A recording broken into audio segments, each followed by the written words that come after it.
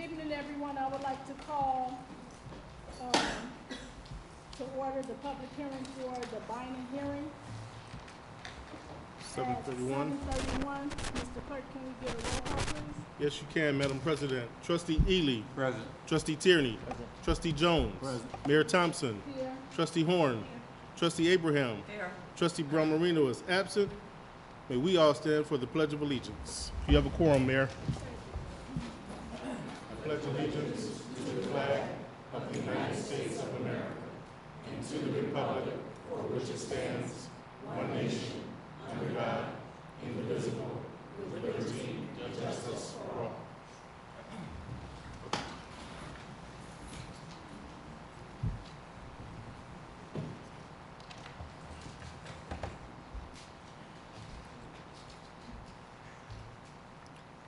Okay, item 3 on the agenda.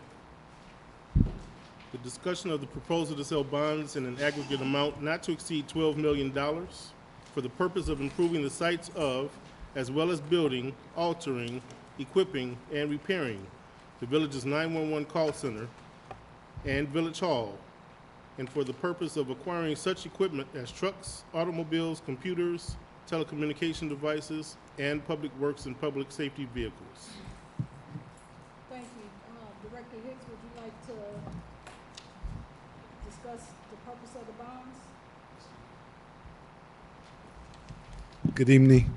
The purpose of these bonds is to make renovations to Village Hall and also to build a 911 center, which the village has been mandated by the state to do, as well as take advantage of an opportunity to purchase equipment, much needed equipment for our public works department.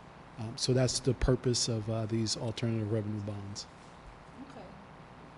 Mr. Reedy, would you address us and give us some history and background on the bonds? Good evening, Mayor and trustees. My name is Tom Reedy with George K. Baum and Company. We are the underwriter for the village's bond issue.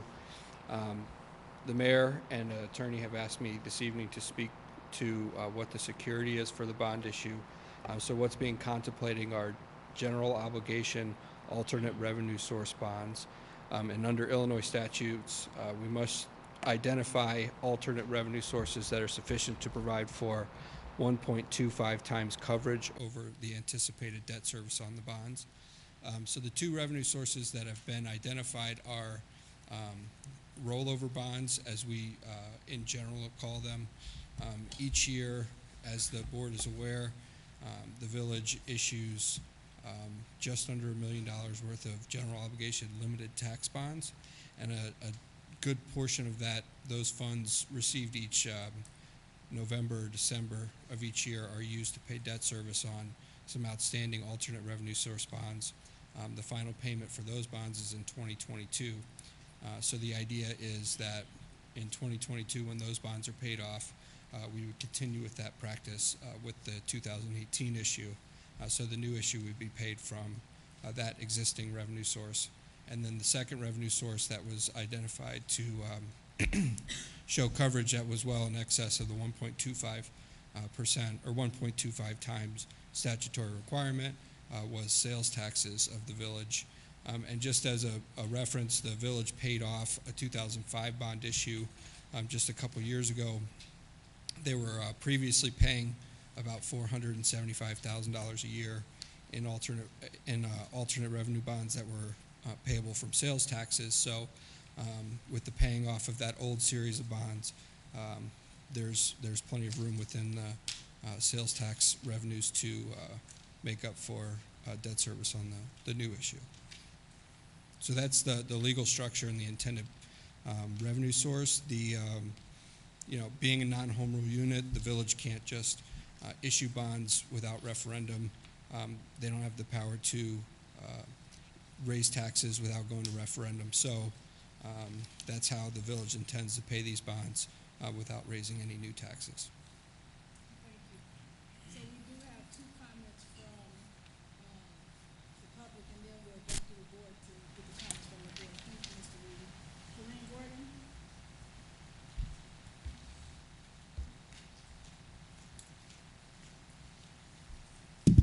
My question on this is, how much of this 12 million is actually for the 911 center? And if we're raising money to pay, as he stated, Public Works, in addition, something for Public Works, and the renovation of the Village Hall, what are the percentages and what monies are going to each of those things? And is, when you say that you're going to put some of this bond money towards the Public Works, how does that relate to the 911 center? How is that specifically attached to that? I think that's a question that needs to be addressed. Also, when you're stating that this payback is coming from the sales taxes, why can't we just take that sales tax money and put that towards paying for this rather than issuing bonds and starting allocating this? Because we're obligating ourselves as a village for a great deal of money here, and I think it's something that you need to take a little bit of look at. And the 12 million might be just a bit on the excessive side, I think, and I think it's something that we all need to review before we make any positive decisions. Okay, thank you. Marquita Smith?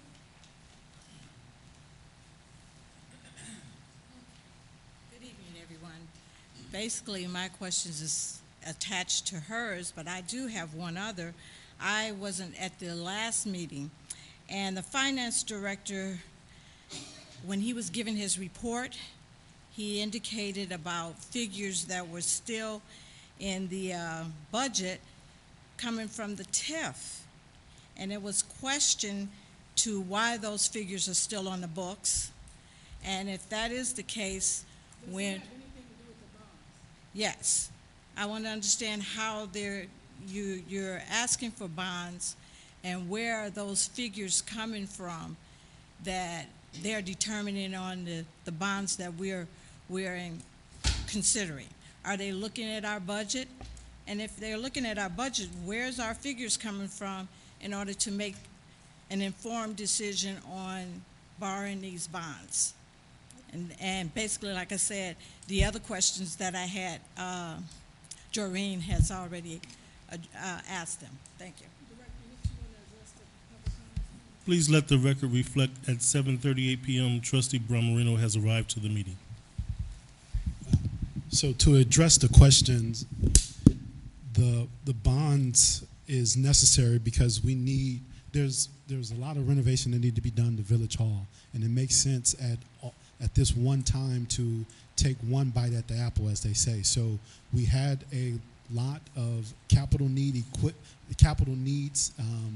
for the village that needed to happen, and so this is the perfect time to include that with the building of the 911 center, because all of the renovation that needs to happen to this building. So I believe, and Paul, you can correct me if I'm wrong, but I believe the number for the 911 center all in is about 10 million? The 911 portion of the project, which is communications only, is roughly 3.5.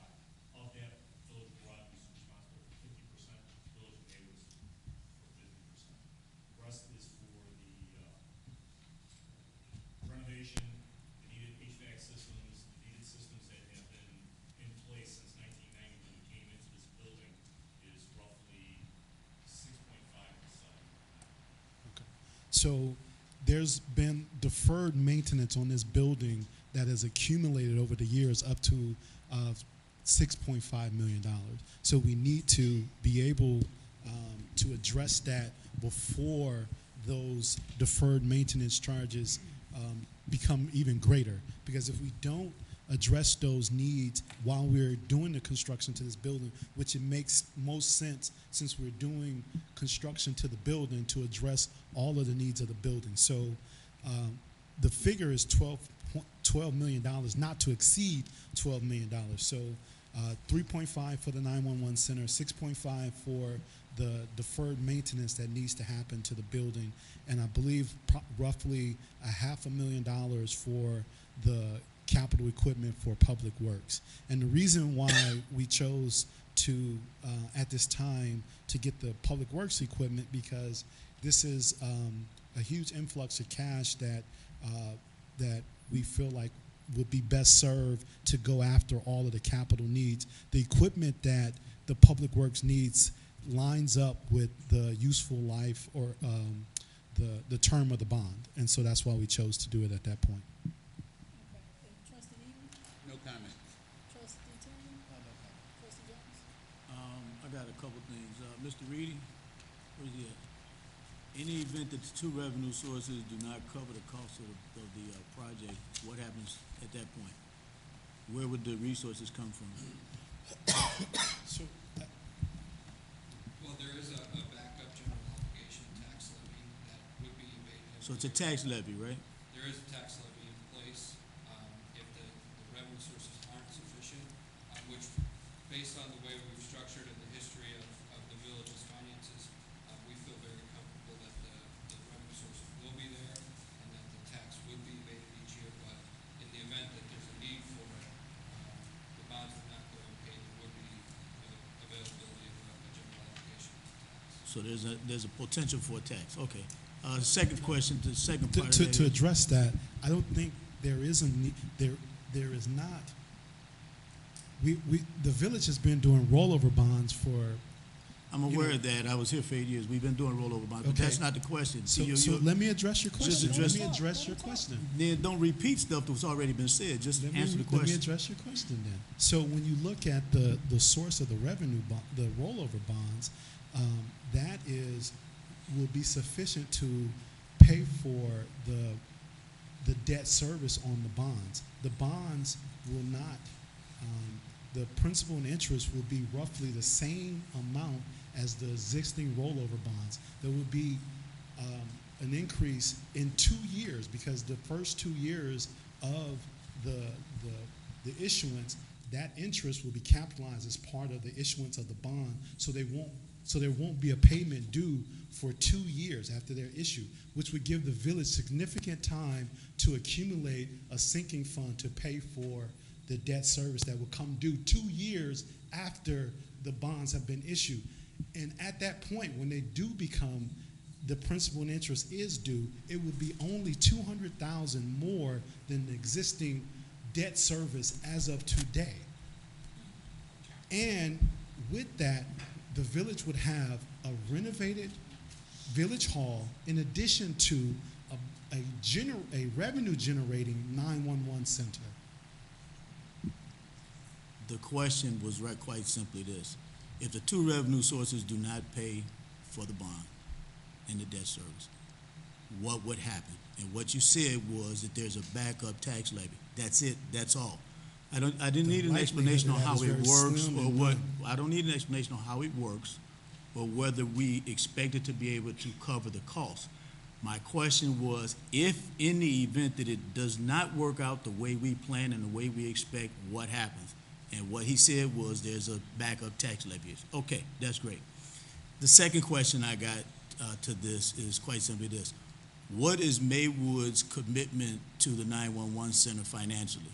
What dollar amount do we have committed from Maywood toward the 911 center? What's the dollar amount for Maywood? It's 50% of the cost. So Which is let's see, 3.5 divided by 2. 175. 175,000. 1.75 million. Yeah. 1.75 million, right? Is that 1.75 million included in this bond?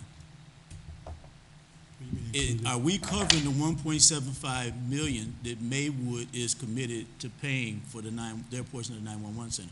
Are we covering that cost? Or is that cost in addition to this 12 million? How is that a cost? I don't understand the question. Can you repeat the question? The cost for the 911 center is whatever it is. $3.5 million. But 1.75 is Maywood's obligation. Exactly. How does this particular 12 million have, or does that have an impact on one another? What's the relationship? Are they separate? They're separate and they're the same, because the money that's coming from Maywood is money to the village that we would set aside to service the debt. So is that considered an alternative revenue source? It is not considered an alternative revenue source. But it's coming from Maywood. It's Maywood's contribution to be a part of the 911 center. Then is it part of the 12 million? No, it's not part of the You're 12. confusing my question. I'm quite simply trying to find out, are we financing the 1.75 million that Maywood's commitment is? No. They're giving So- us $1.7 million. $1.75 million, which is part of the cost of this. So we're financing it for them. It's our 911 center. It's Village of Broadview's 911 center. I know And it's- whose 911 center it is. So the question, and I'm answering your question, we're not we're financing our, Then it's an alternative revenue source. it is not. It can be used, there is a provision in the authorizing documents that states any other lawfully available funds of the village. And so that's kind of a catch-all for the 1.75 that'll be coming directly from Maywood, but that will be available for available to the village's general fund.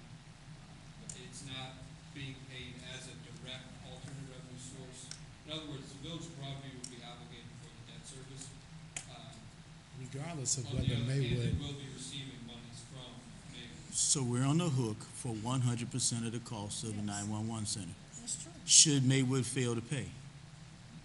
I believe there's an intergovernmental agreement in the works that will obligate Maywood.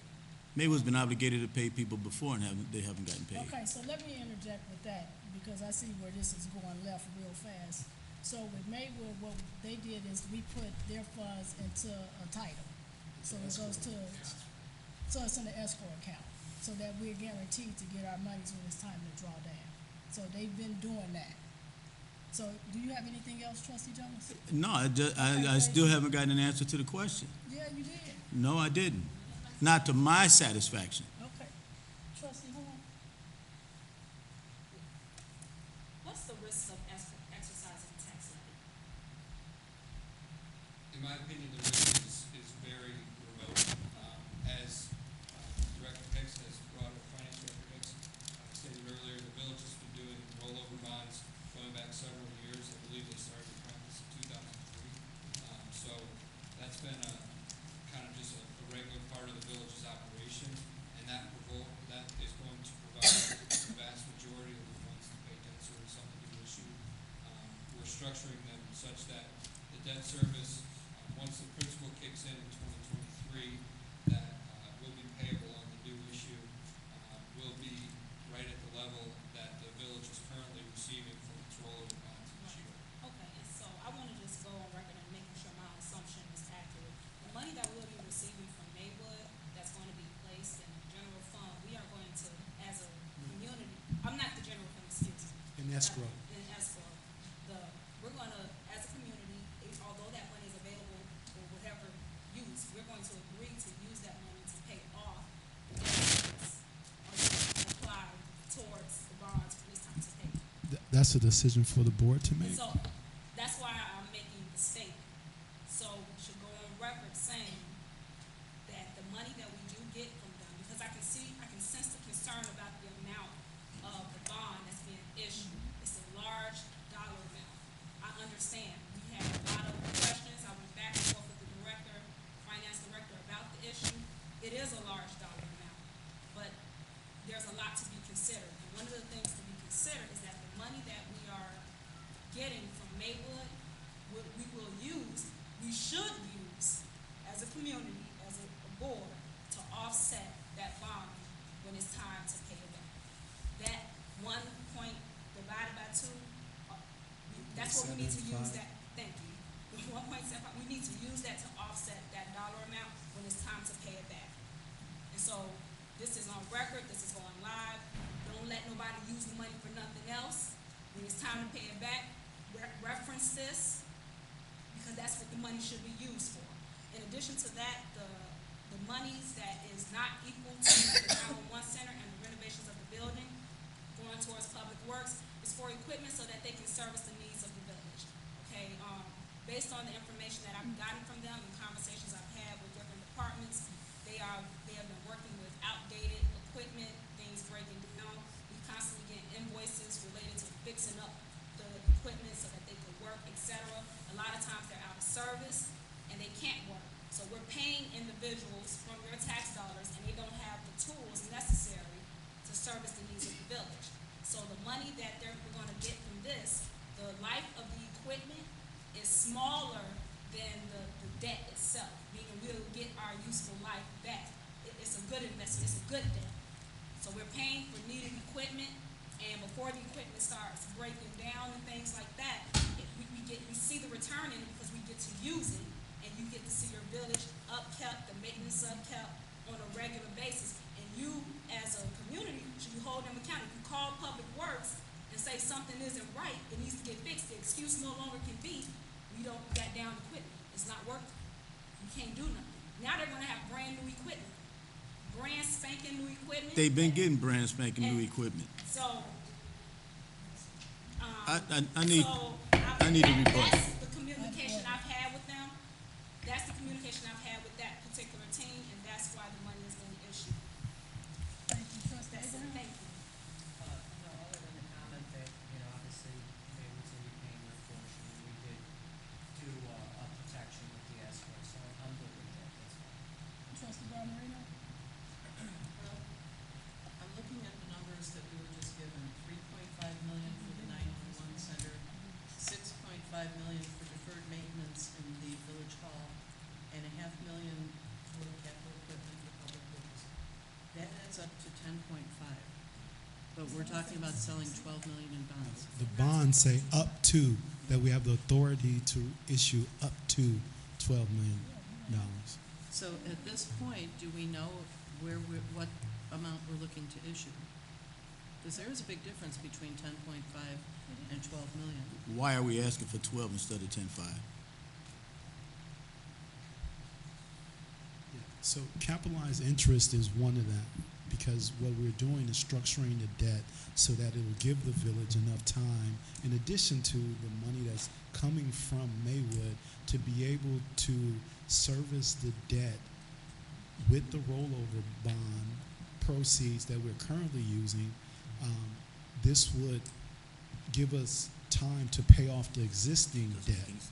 So that existing debt would be paid off in that time frame. The interest would be capitalized and be a part of the issuance of the bonds, and it would give the village an opportunity to again service the debt at an additional $200,000 over what we are paying now. So when you're talking about paying off the existing debt, you're talking about all the other bonds that we have now. Yes, We would be paying those off within the next 2 years. correct. And we're going to be using the rollover bonds as, we're going to continue with the rollover bond business in order to, is that the, see, we didn't get, normally, when we're going to sell bonds, we get a bond package that shows the amount, the terms, the projected debt service, et cetera. We also generally get financials that show us where the money's coming from. We got none of that. Trustee, there's still this is the bond hearing, so this is one of the required steps in the process. There will still be an official bond ordinance that will have to be passed in next month. So a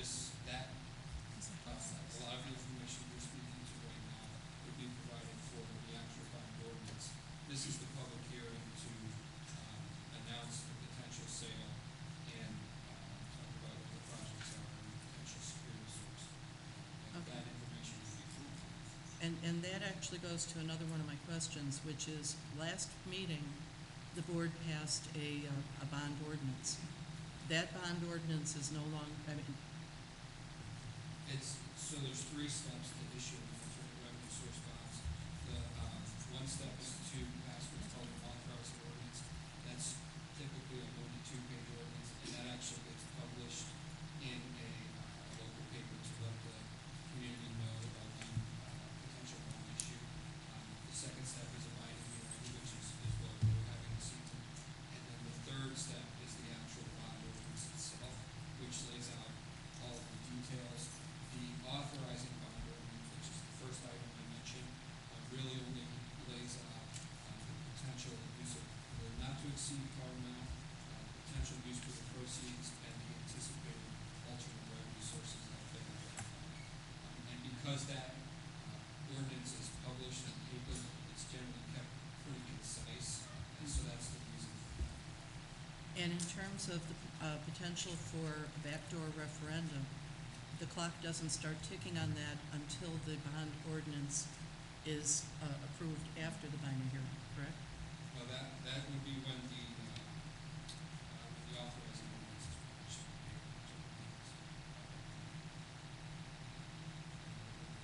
2 weeks ago. 2 weeks ago.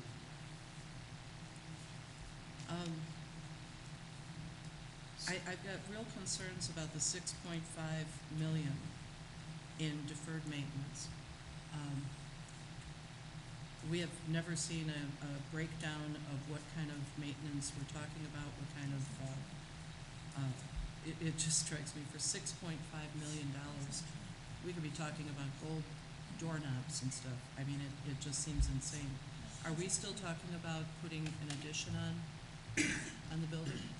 Paul, you wanna, Paul, can you come and talk about the project, trustee Marino, the statement you just made is not true.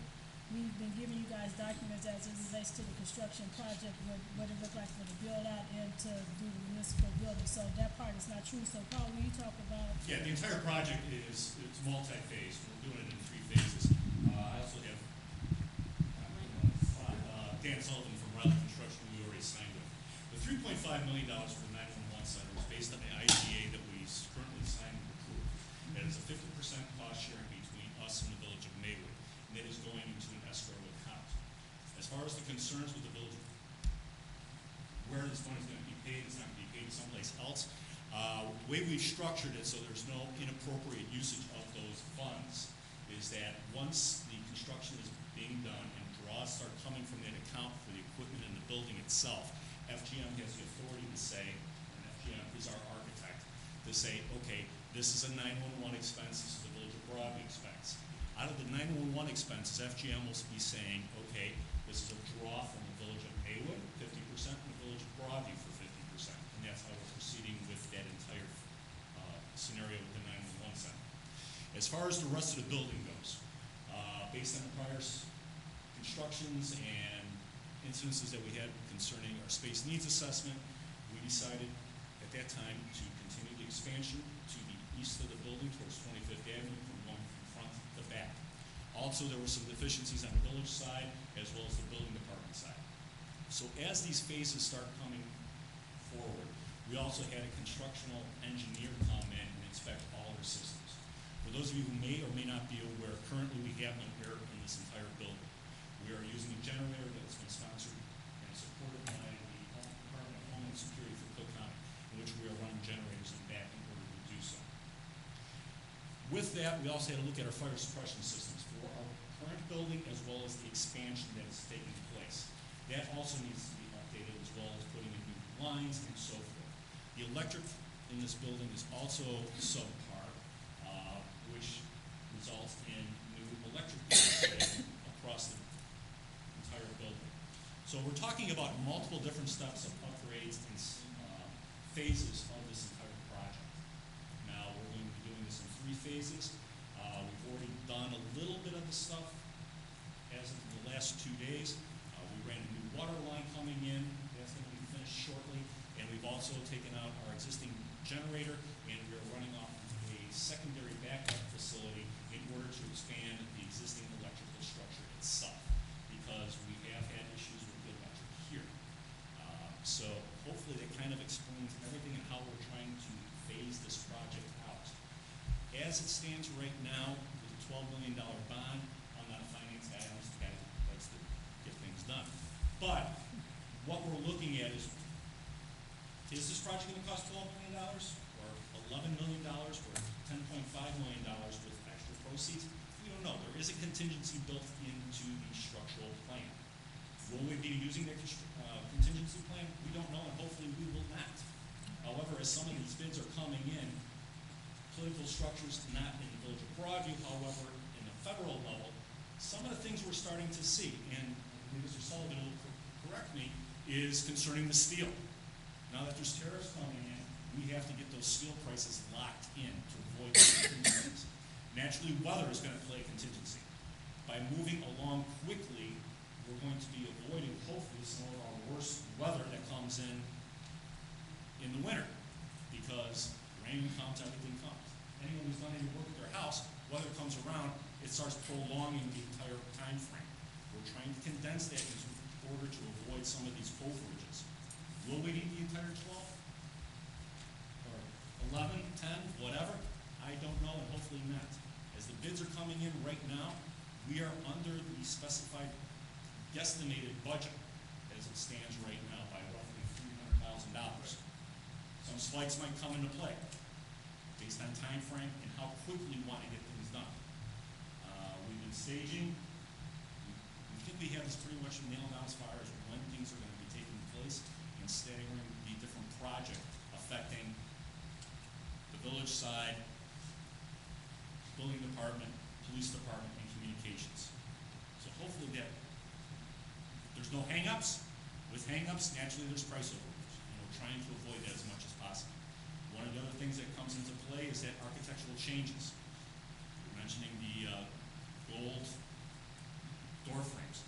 Naturally, we're not going that route, but we want normal doors.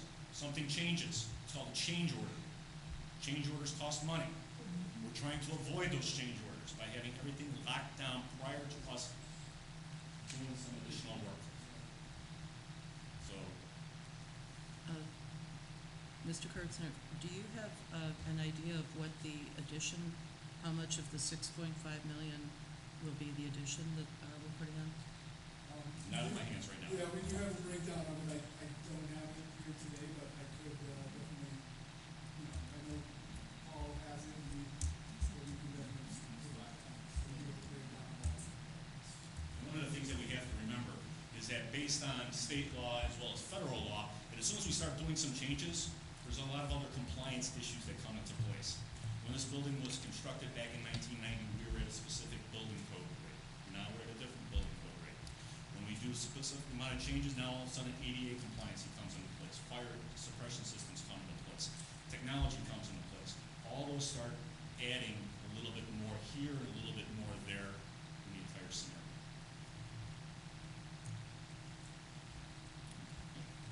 Thank you. Trustee Moore, you want to say? Oh, just one last question. You talked about the anticipated revenue being generated from the 911 center. That will be 100% to Broadview. Yes. Yes. Yes, ma'am. Thank you.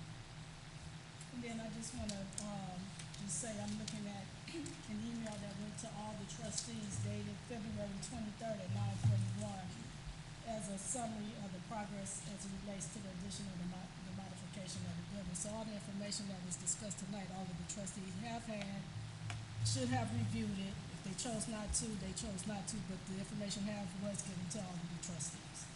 Okay, we get a motion to adjourn. Yes. I would like to remind the board that, this is a parameter, which means these parameters allow for no reason, notice, this preliminary final hearing not to exceed $12 million.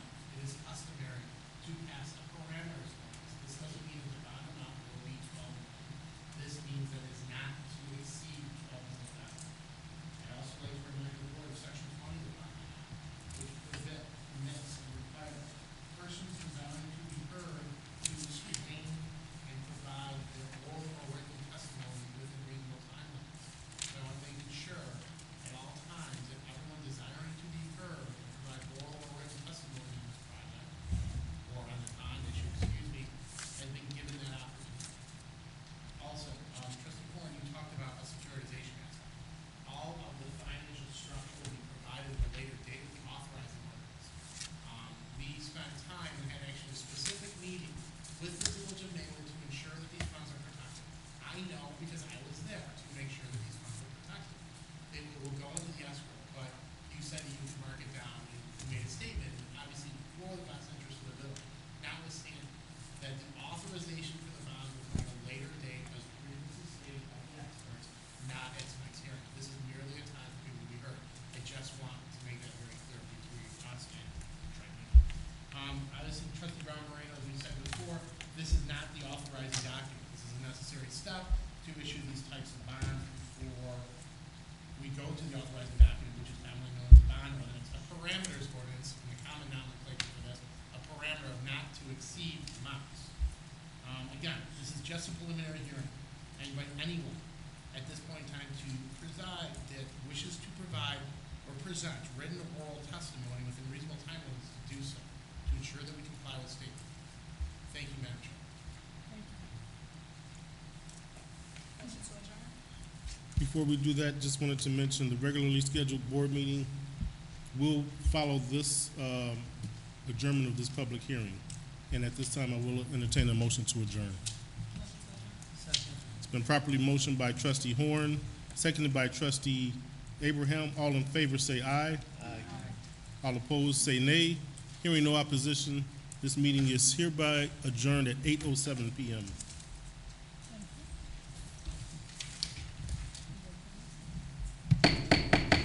Good evening. I would like to call our regular scheduled board meeting to order at 8:07. Madam President, I'll do a roll call now.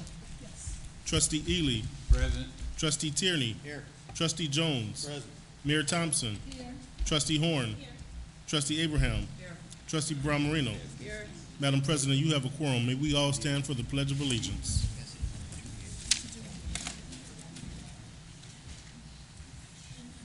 I pledge allegiance to the flag of the United States of America and to the republic for which it stands, one nation, under God, indivisible, with liberty and justice for all.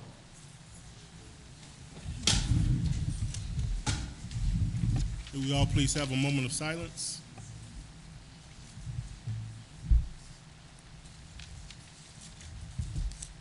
Thank you. Just a couple of items of housekeeping. If you have cell phones or other electronic devices, please turn them to silent. Board, if you could be so kind as to speak into the mic when we talk and address, we are recording and it's a little hard to hear if we're not on the mic enough. Next item is public comments, Mayor. Marcio Gant.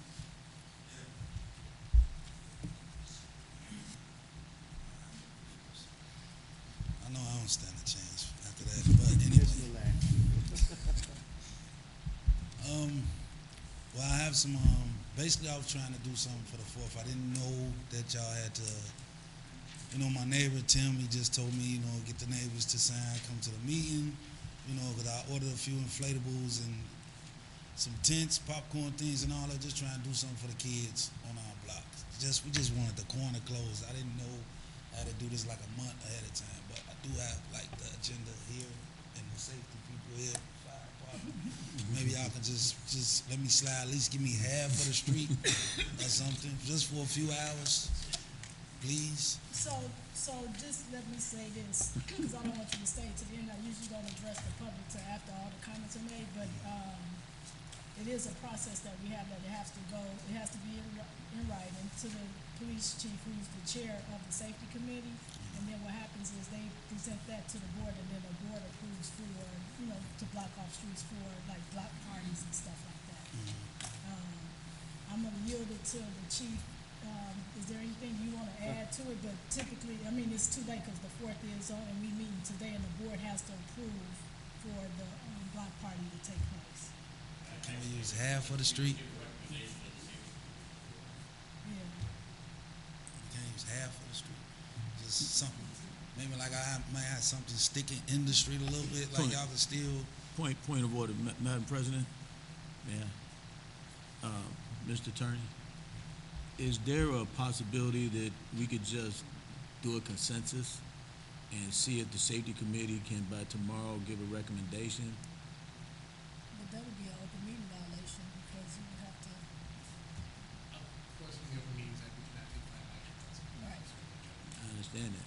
That, is it permissible for this board to address items that are presented before? No, it's actually within, again, the open meetings act states that you can openly address items that would be, of public concern. Obviously, he's a public comment, he's making a residents know public address to this board. So can you talk about it? Yes.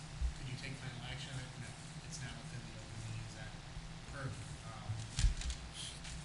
Do you think there is a procedure in place for this? There is a procedure. And not to be directly harsh about it.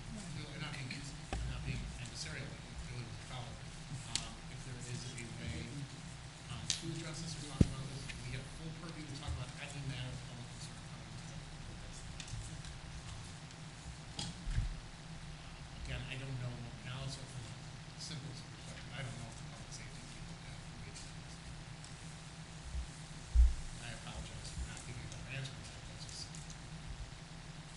discuss it. You can all say this is probably a decent idea. You can also not take final action. Well, I'm for community involvement and community engagement, as it relates to block parties and the blocks coming together and being neighborly.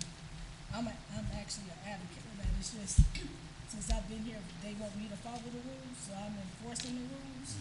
And it's not that I don't want you to have it or engage with the people that's on your block that's neighborly and you guys want to, do some neighborly things. Maybe you guys can still have the party but not block off the street and kind of, work it out with your neighbors on how you guys make that look. I don't know what the best answer is because we do have a process in place, and the process is it's got to be a written notification that goes to the police chief, who addresses it with the safety committee, and then they make a recommendation to the board, and then the board approve it. I mean, we've had safety stuff come up as it relates to block club parties and blocking off the streets that they've approved as a board. And if we say, yeah, you can go ahead and do this, then we're not living in our truths. And we gotta be consistent with what the rules are. Yeah, I understand that. So I would just say, just talk to your neighbors and maybe you guys can work it out on the block to make that happen. But as it relates to us blocking off the block for your event. Like, I ain't gotta block it out, but can I use half? Yeah, maybe he can give you some ideas as the chair. All right, let me get out y'all way. But have a good 4th of July. Yeah, thanks. Mr. Fields?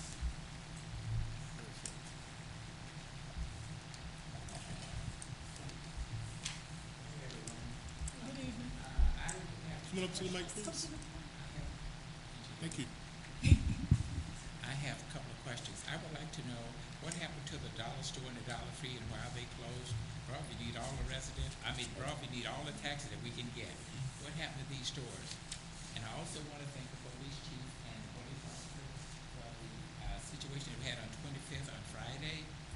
I don't know what happened there, but I hope they save that gentleman's life. Is what I have to say. Thank you.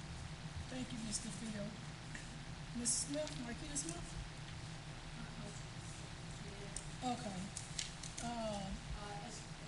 Well, you gotta come to the mic if you wanna address the board. One of my favorite stores is the dollar store, and I come rushing from work trying to go, and I see this sign posted saying that for name change, and how many days has it been closed? That's a lot of revenue. When I was coming through, cars were still coming through. And it looks like it's been closed since the 26th, and we're going into the holidays, the 4th of July. It's a lot of revenue. So if someone can explain what's going on. Yeah, Trustee Tierney will explain it when we get to the department reports. For the trustees. And also, I understand we won the lawsuit for the Gentlemen's Club. So how much are we out of in legal fees to get to this point? Okay, thank you.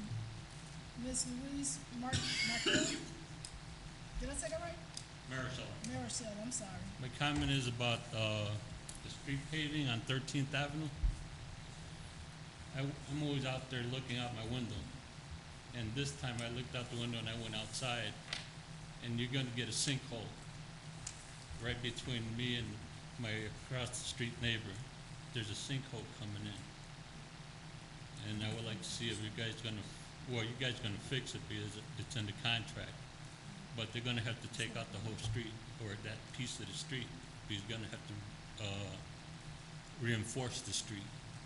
Or else if you're just going to do what you're going to do, it's going to pop in. It's going to sink in. And then my other one is I got a catch basin that I've been talking about with this man here and your engineer.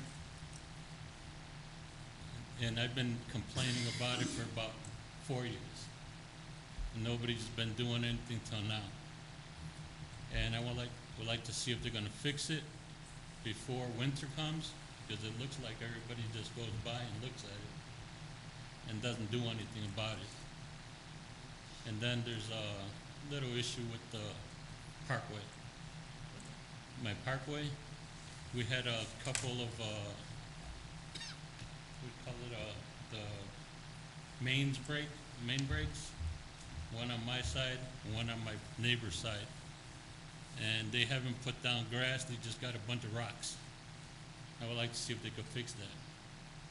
And it's been like a year, or 7 months to a year, so I'm sorry. What's your address? 2520 South 13th. Chris, you know about those? Yes. Okay. And I would like to see if I would like to see something done about it, because I look at it and I really get a little perturbed, but I don't show it that much. That's all. Thank you. Ms. Joreen Gordon?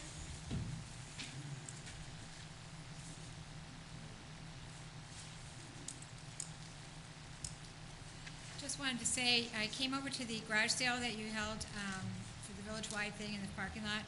It was really terrific. There were so many different people there selling both their own garage sale items and craft items. It was really a nice thing. My husband, who's out of town right now and giving me a vacation, I was telling him about it, and he says how great it is, and along with the shredding event that you have. So I wanted to say kudos to you, Mayor, for coming up with these events, and please plan more of them, because I think it's a good idea to have activities for the village as a whole and get us together doing things. So that's it. Thank you. Would you like to be on the committee for? I told you guys, I'm going to plan the next centennial celebration. I'm coming back for it in another 100 years, okay? I'll be here and help with that. Okay. Me So too. with public comments, we'll get all the public comments addressed accordingly. I know Trustee Tierney got some things to talk about, the dollar store and some other things, and then the street paving. We'll have the village engineer address that concern, but let us get through the agenda and we'll address the concerns from the public at a later time. Okay, Mr. Clerk? Okay, moving right along. Item 3, communications. July 4th, the Village of Broadview will not be hosting any special activities or anything, but the village offices will be closed on July 4th. We're also going to be joining in the Westchester July 4th Celebration Day Parade at 9 a.m. I don't know the exact location. I would assume that Cermak at Mayfair? Okay, on Cermak Road at Mayfair, right at the fire station, they're going to line up at 9 a.m. Next, we have a back-to-school community health fair on July 14th from 1 to 4 p.m. Mayor, that'll be right here at Village Chambers, correct? No, that's at Beverly Center at the Park District. So Beverly Center is down the street south on 25th Avenue. 3031 South 25th Avenue. Thank you, Mayor. Lastly, we have a property tax appeal forum being held at Broadview Baptist Church, July 10th at 6 p.m. That concludes communications. Item 4, consideration to approve the following minutes. Minutes from the June 18th, 2018 regular board meeting. I have a comment for the minutes for June 18th. Let's make a motion first, and then let's go. Can I have make a motion, please, to approve? Second. It's been properly motioned by Trustee Horn, Well, seconded by Trust. Let me make a motion to approve with an amendment. That'll be fine. Okay. Been properly motioned by Trustee Horn and seconded by Trustee Abraham. Madam President, this is now open for comments. Trustee Ely? No comment. Trustee Tierney? No comment. Trustee Jones? No comment. Trustee Horn? The minutes for June 18th says special, and I believe it should say regular. And I thank you for correcting and pointing that out as you did earlier. Thank you, Trustee. That'll be corrected. Trustee Abraham? Trustee Barnett? I wasn't here, so I'll have to abstain. Mr. Clerk? Okay, roll call. Trustee Ely? Yes. Trustee Tierney? Yes. Trustee Jones? Abstain. Trustee Horn? Yes. Trustee Abraham? Yes. Trustee Brown Marino? Abstain.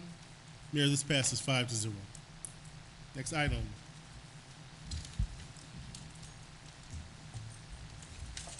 Motion to approve? Next item, minutes from the June 21st, 2018 special board meeting. It's been properly motioned by Trustee Horn, Second. seconded by Trustee Abraham. Madam President? Trustee Ely? Was absent. No comment. Okay. Trustee Tierney? No comment. Trustee Jones? No comment. Trustee Horn? Nothing, thank you. Trustee Abraham? None. Trustee Brown Marino? Again, I wasn't there, so I'll have to abstain. Okay, roll call. Trustee Ely. Abstain. Trustee Tierney. Yes. Trustee Jones. Abstain. Trustee Horn. Yes. Trustee Abraham. Yes. Trustee Brown Marino. Abstain. Madam President, this carries 6-0, with the abstentions counting as a yes. Next item, item 5, consideration to approve expenditures. Grand total of all funds, $719,901.17. Madam Mayor, I make a motion to approve. Second. It's been properly motioned by Trustee Abraham, seconded by Trustee Horn. It's now open for discussion. Madam President. Trustee Abraham, would you like to read the AP warrant list? Yes. We have AT&T, $4,401.42. B&F Construction Code Services, $13,645. Blue Cross Blue Shield of Illinois, $150,548.99. Chicago Dry LLC, $42,500. Commonwealth Edison, $3,679.21. FGM Architects, $128,197.67. Geno's Heating and Plumbing, $14,100. Group Incorporated, $44,262.13. Hector Perez, $2,550. Lincoln National Life Insurance Company, $7,921.13. Lindhall Brothers Incorporated, $238,387.05. Montana and Welch LLC, $13,674.85. Signs by Slack, $4,150. West Cook County Solid Waste Agency, $16,752.60. Our total expenditures over $2,500 is $684,770.05. Our total expenditures is $719,901.17. Percentage of total is 95%. Thank you. Trustee Eaton? Well, I shared an invoice on BNF Construction Codes with Trustee Abraham. It was only for $60, but the address, it was commercial. The address on it was the 600 block of Roosevelt Road. But that, I think we need an explanation. The building commissioner might be able to give us an explanation. It could be something as simple as a number missing, and it's really the 1600 and not the 6. It may be that they sent us the wrong invoice. It should have gone to Maywood.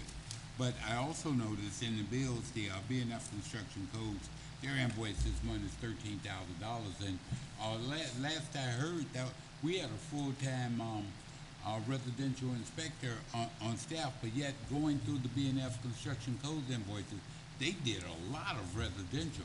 So I'm assuming that we no longer have a residential inspector here on staff here in the village.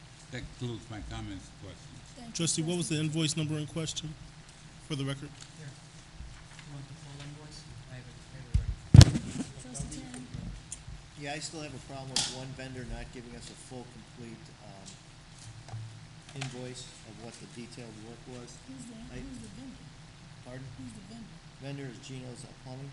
Okay. And this is nothing against Geno's. I've had them do work for me. They're great, but this is business, and we need to get a detailed invoice. They also have a contract with them to do emergency repairs. Contract ended April 4th of 2017, so we need to renew that and get that signed. Maybe we can incorporate the detailed invoices in that agreement. Trustee Jones? I just got one request, and that's from our legal department. I would just like a more detailed invoice from your department for your bills, especially for the last 90 days, because I don't have enough detail in your billing. They're kind of vague in some instances, or there's some portions of it missing. So if you could just provide me with more details to the invoices that we've received over the last 90 days, I'd appreciate that.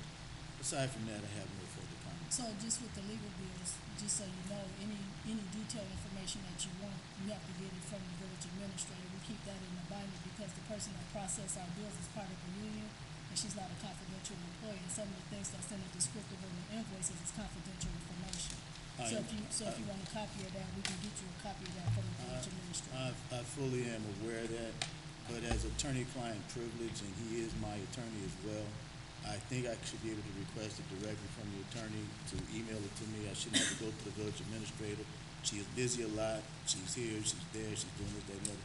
It would be a whole lot easier for him to just send me an email and send it directly to me. It's the same information, it's just coming straight from the source, as opposed to me having to go to a secondary person and get whatever she's gonna give me. I would just like to get the proper, we run a day-to-day operation, so when we get the legal bills, I'll make sure that either the village administrator or my assistant get you the information that you requested.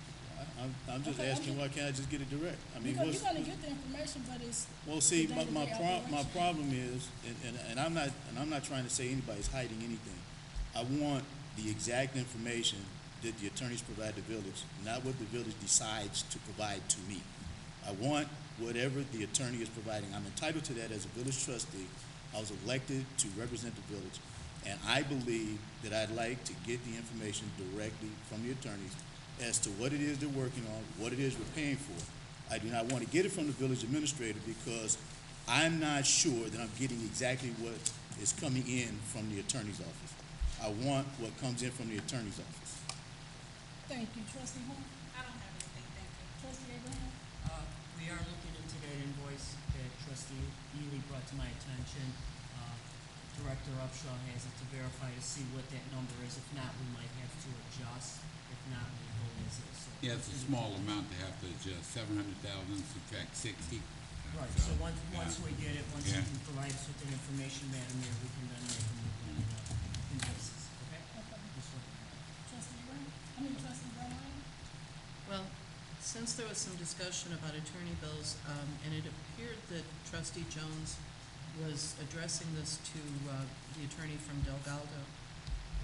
Actually, I have the same concerns about the bills from Montana and Welch, and I don't believe that they're involved with our collective bargaining at all. So I don't know why those, I mean, all we have are summary pages with the bottom line dollar amount. Exactly. No breakdown. So, I think that it would, if you're not comfortable with putting the information into the, invoices that we review, I would ask that attorney bills be sent to all the trustees. Or at the very least, I'd like them as well. That's it? That's it. Can we have a roll call?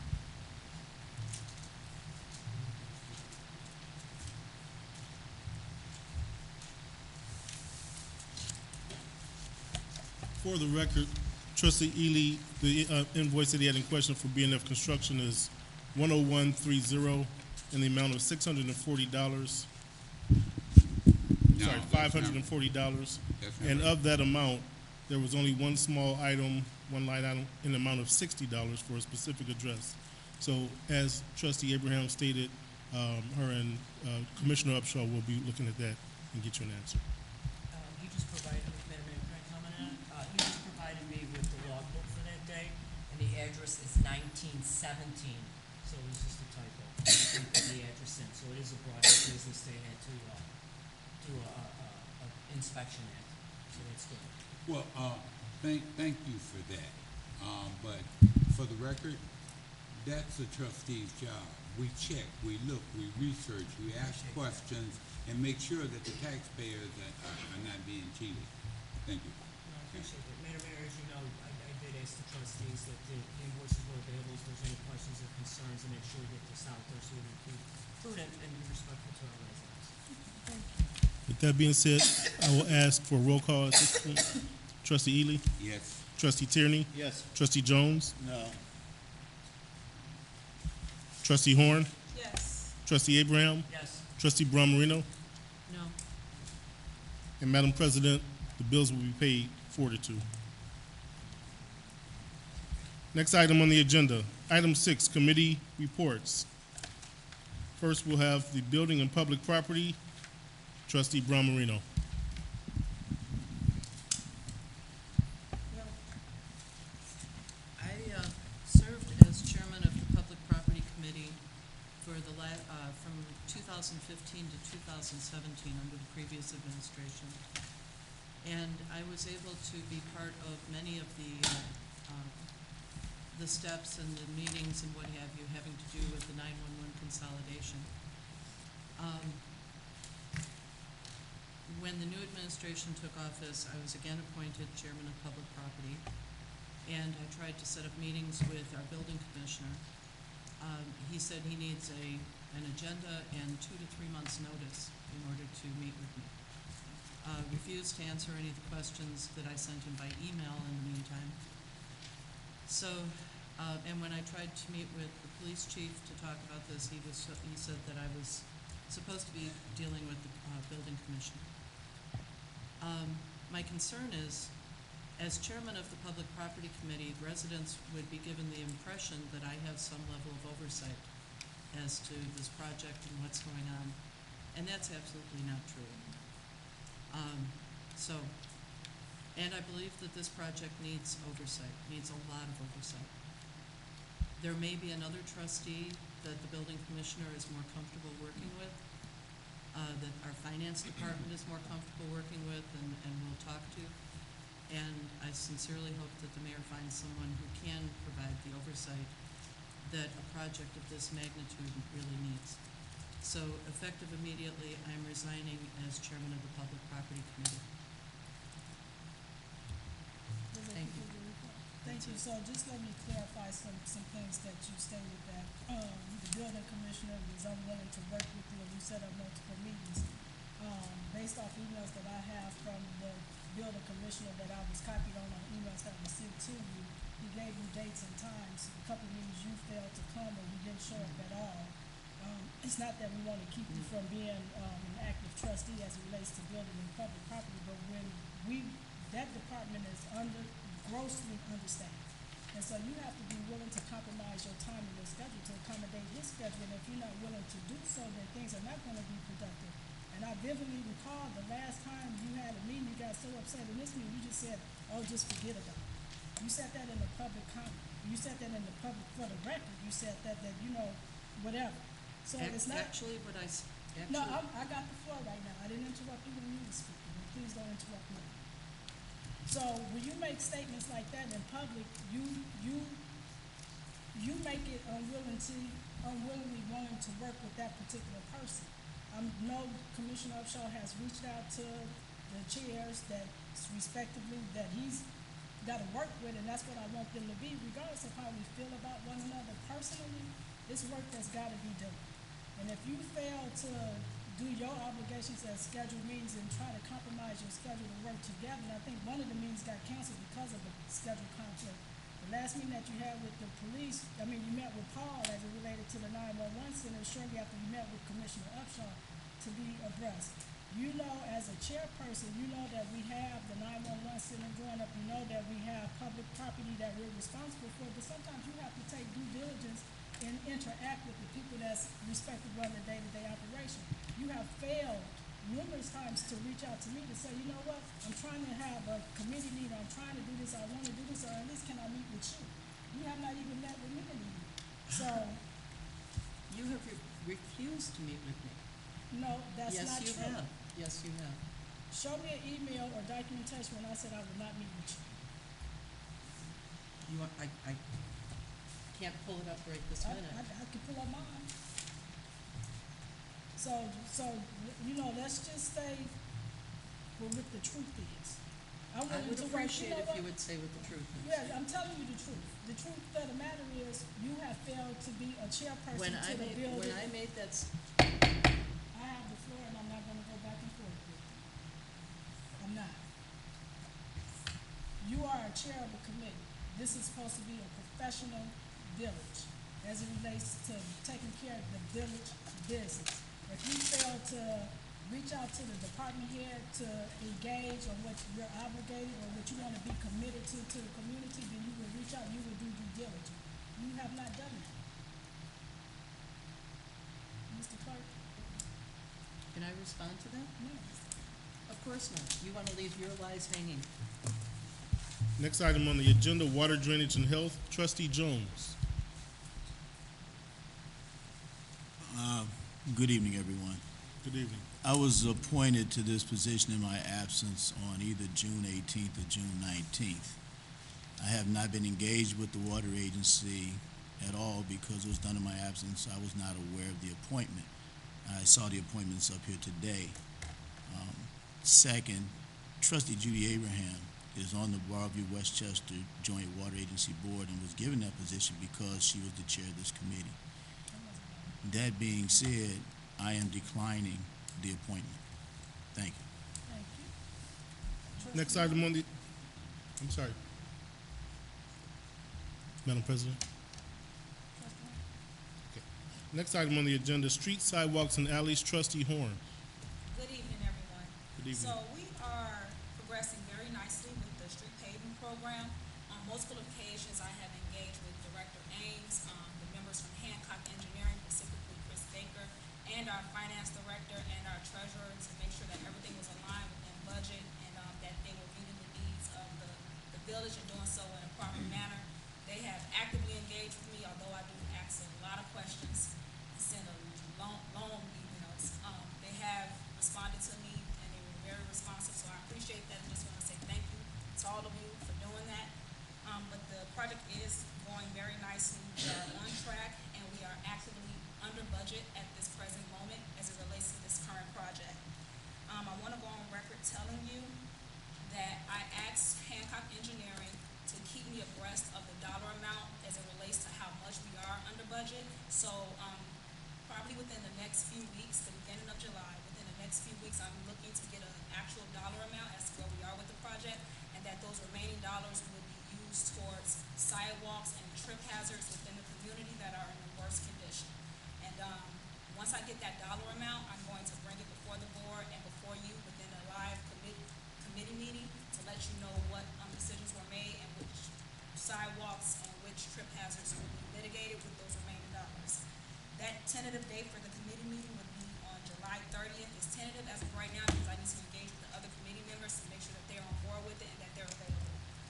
In addition to that, the committee meeting will be used to educate you guys on some methods and resources that can be utilized to protect your investment from large trees. So I met with the mayor because there are a lot of large trees that are actually having a negative impact on some of the residents' property.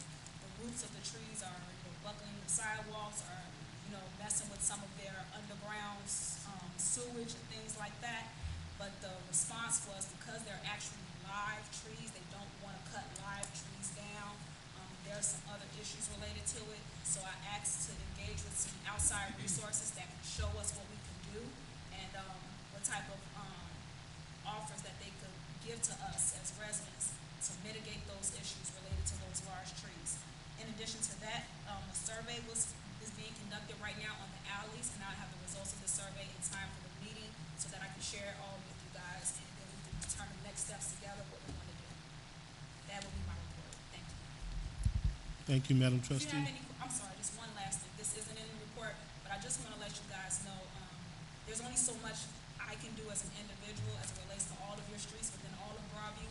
I have taken time to ask Mr. Ames to chauffeur me around the community so I can take pictures and see what's going on, but I would like for you to be more engaged with me. So if you see something that doesn't look good or you have questions about, take a screenshot of it, a picture of it with your phone, and send it to my inbox so that we can follow up on it and I can make sure I keep track of it.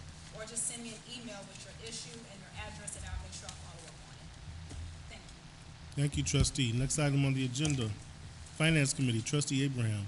Yes, good evening, Mayor, trustees, and Good evening. residents. I did attend the Broadview Westchester Water Agency meeting for June. I did complete and graduate from the Citizens Police Academy. I want to tell Chief, Hughley that his staff is very, very good. And to the residents, if you do get an opportunity to sign up, or if you want to call the police department side to say to get on the list so that you can attend the class, it was very well worth the time. And over the few weeks, the things that you will find out, what they do, how they do it, and to know that these people are very committed to our community was very pleasing, and they care a great deal about this village. So I was very humbled by it and very impressed by it, as well as the information they provided on each Wednesday night. in their segments, and you had different officers, so you would never get bored with just one person. So I do want to, congratulate the chief on that program. So again, I'm here to support it. Obviously, I'm wearing the shirt because I just graduated, so thank you. And again, to the residents or any other board members, definitely take the class.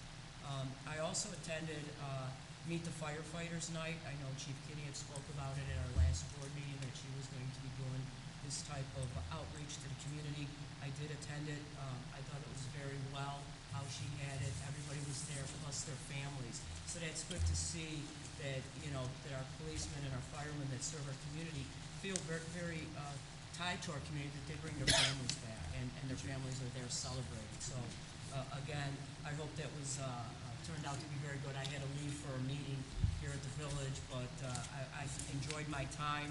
I was also able to see the new ambulance set up with when they put the stretcher in there. I don't want to call it the stretcher. What you want to call it? It's electronic. If you want to, touch base on that, Chief, I thought that was very nice to see how our money again is being invested in our community and for us as residents.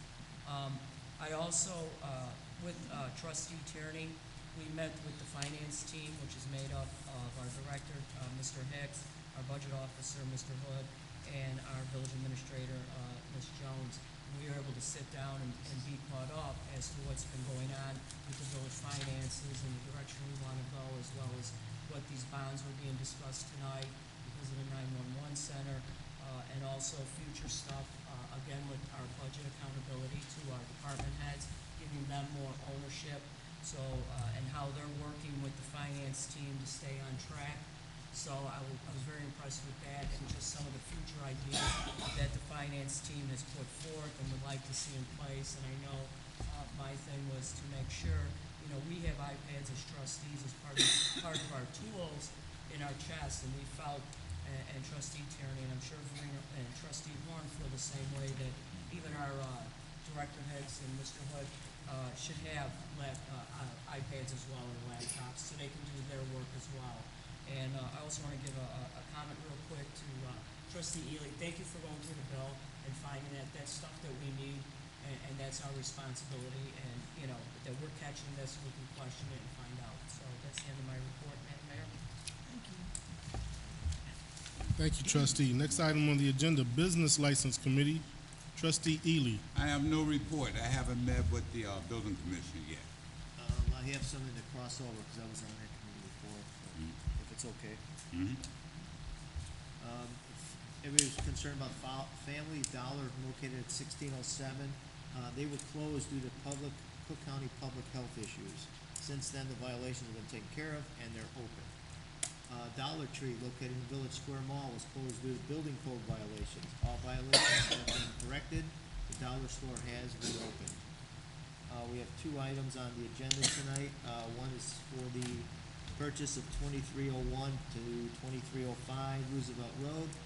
Is listed for sale by the village. That's recommended that we approve it. That's my recommendation. 2126 South 17th, that's another property that's going to be sold. At this time, the commissioner does not have enough information, is waiting on some more information, so we'd like to table that one when it comes up. Does that complete your Yes. comments regarding Yes, it does. business license? Yes, it does. Okay, thank you, Trustee. Next item on the agenda, Fire, Police, and Civil Service. Trustee Tierney. Okay, tonight we're swearing in our third member of the Fire and Police Commission, so we're looking forward to that. We have the chairman here, Tanjanese Porter. She's the chairman of the, current chairman right now, the Fire and Police Commissioner. And we're also going to get a new member tonight, Diamond Portee. Is she in the building? Oh, hi Diamond, how are you? So, we will be meeting with the, I'll be meeting with the Police and Fire Commission on the 11th of July, tentative date right now.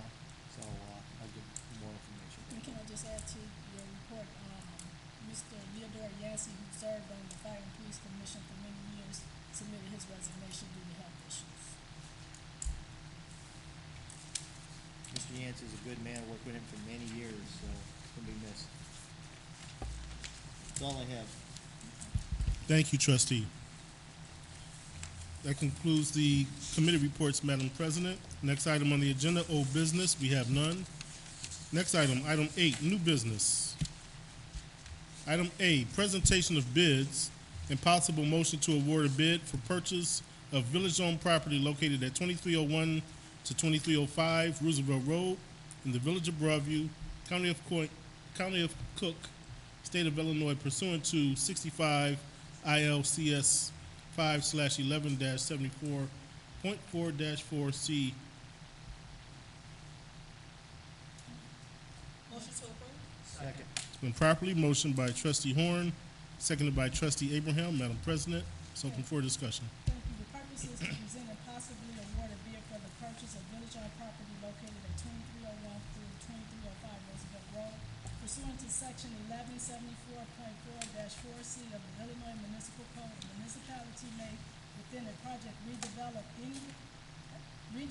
area, own, convey, lease, mortgage, or dispose of land and other property within a redevelopment project area, real or personal or rights or interest therein, and grant or required licenses, easements, and options with respect to thereto, provided that the corporate authorities adopt an ordinance after making public disclosures of terms of disposition and all bids proposals made in response to municipality request. Mr. Upshaw, you want to talk about this property? Yes. As those of you who know, my position as building commissioner is changing more into economic development, and our Mayor Thompson, has tasked me, as I stated, my position as building commissioner has changed over the last year, and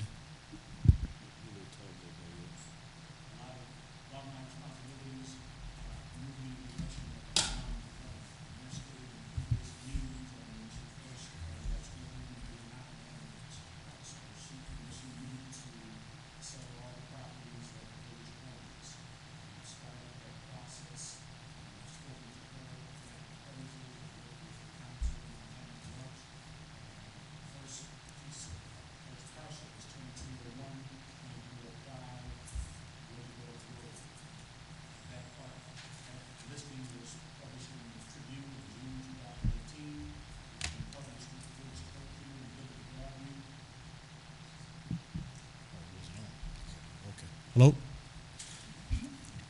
As I stated, it was published in the Chicago Tribune. It's been published in the Village Hall with the village clerk. Actually, it's still published out in the hallway now as we speak. I've received several verbal offers, but no written commitments. I've only received one written commitment, and that is from Precious Heart Daycare. It is my recommendation that the property be sold to get it back on the tax rolls, and it be sold to Precious Heart Daycare. My understanding, Precious Heart has been in the community for 14 plus years. I know they've spent over $60,000 and invested in the village-owned property.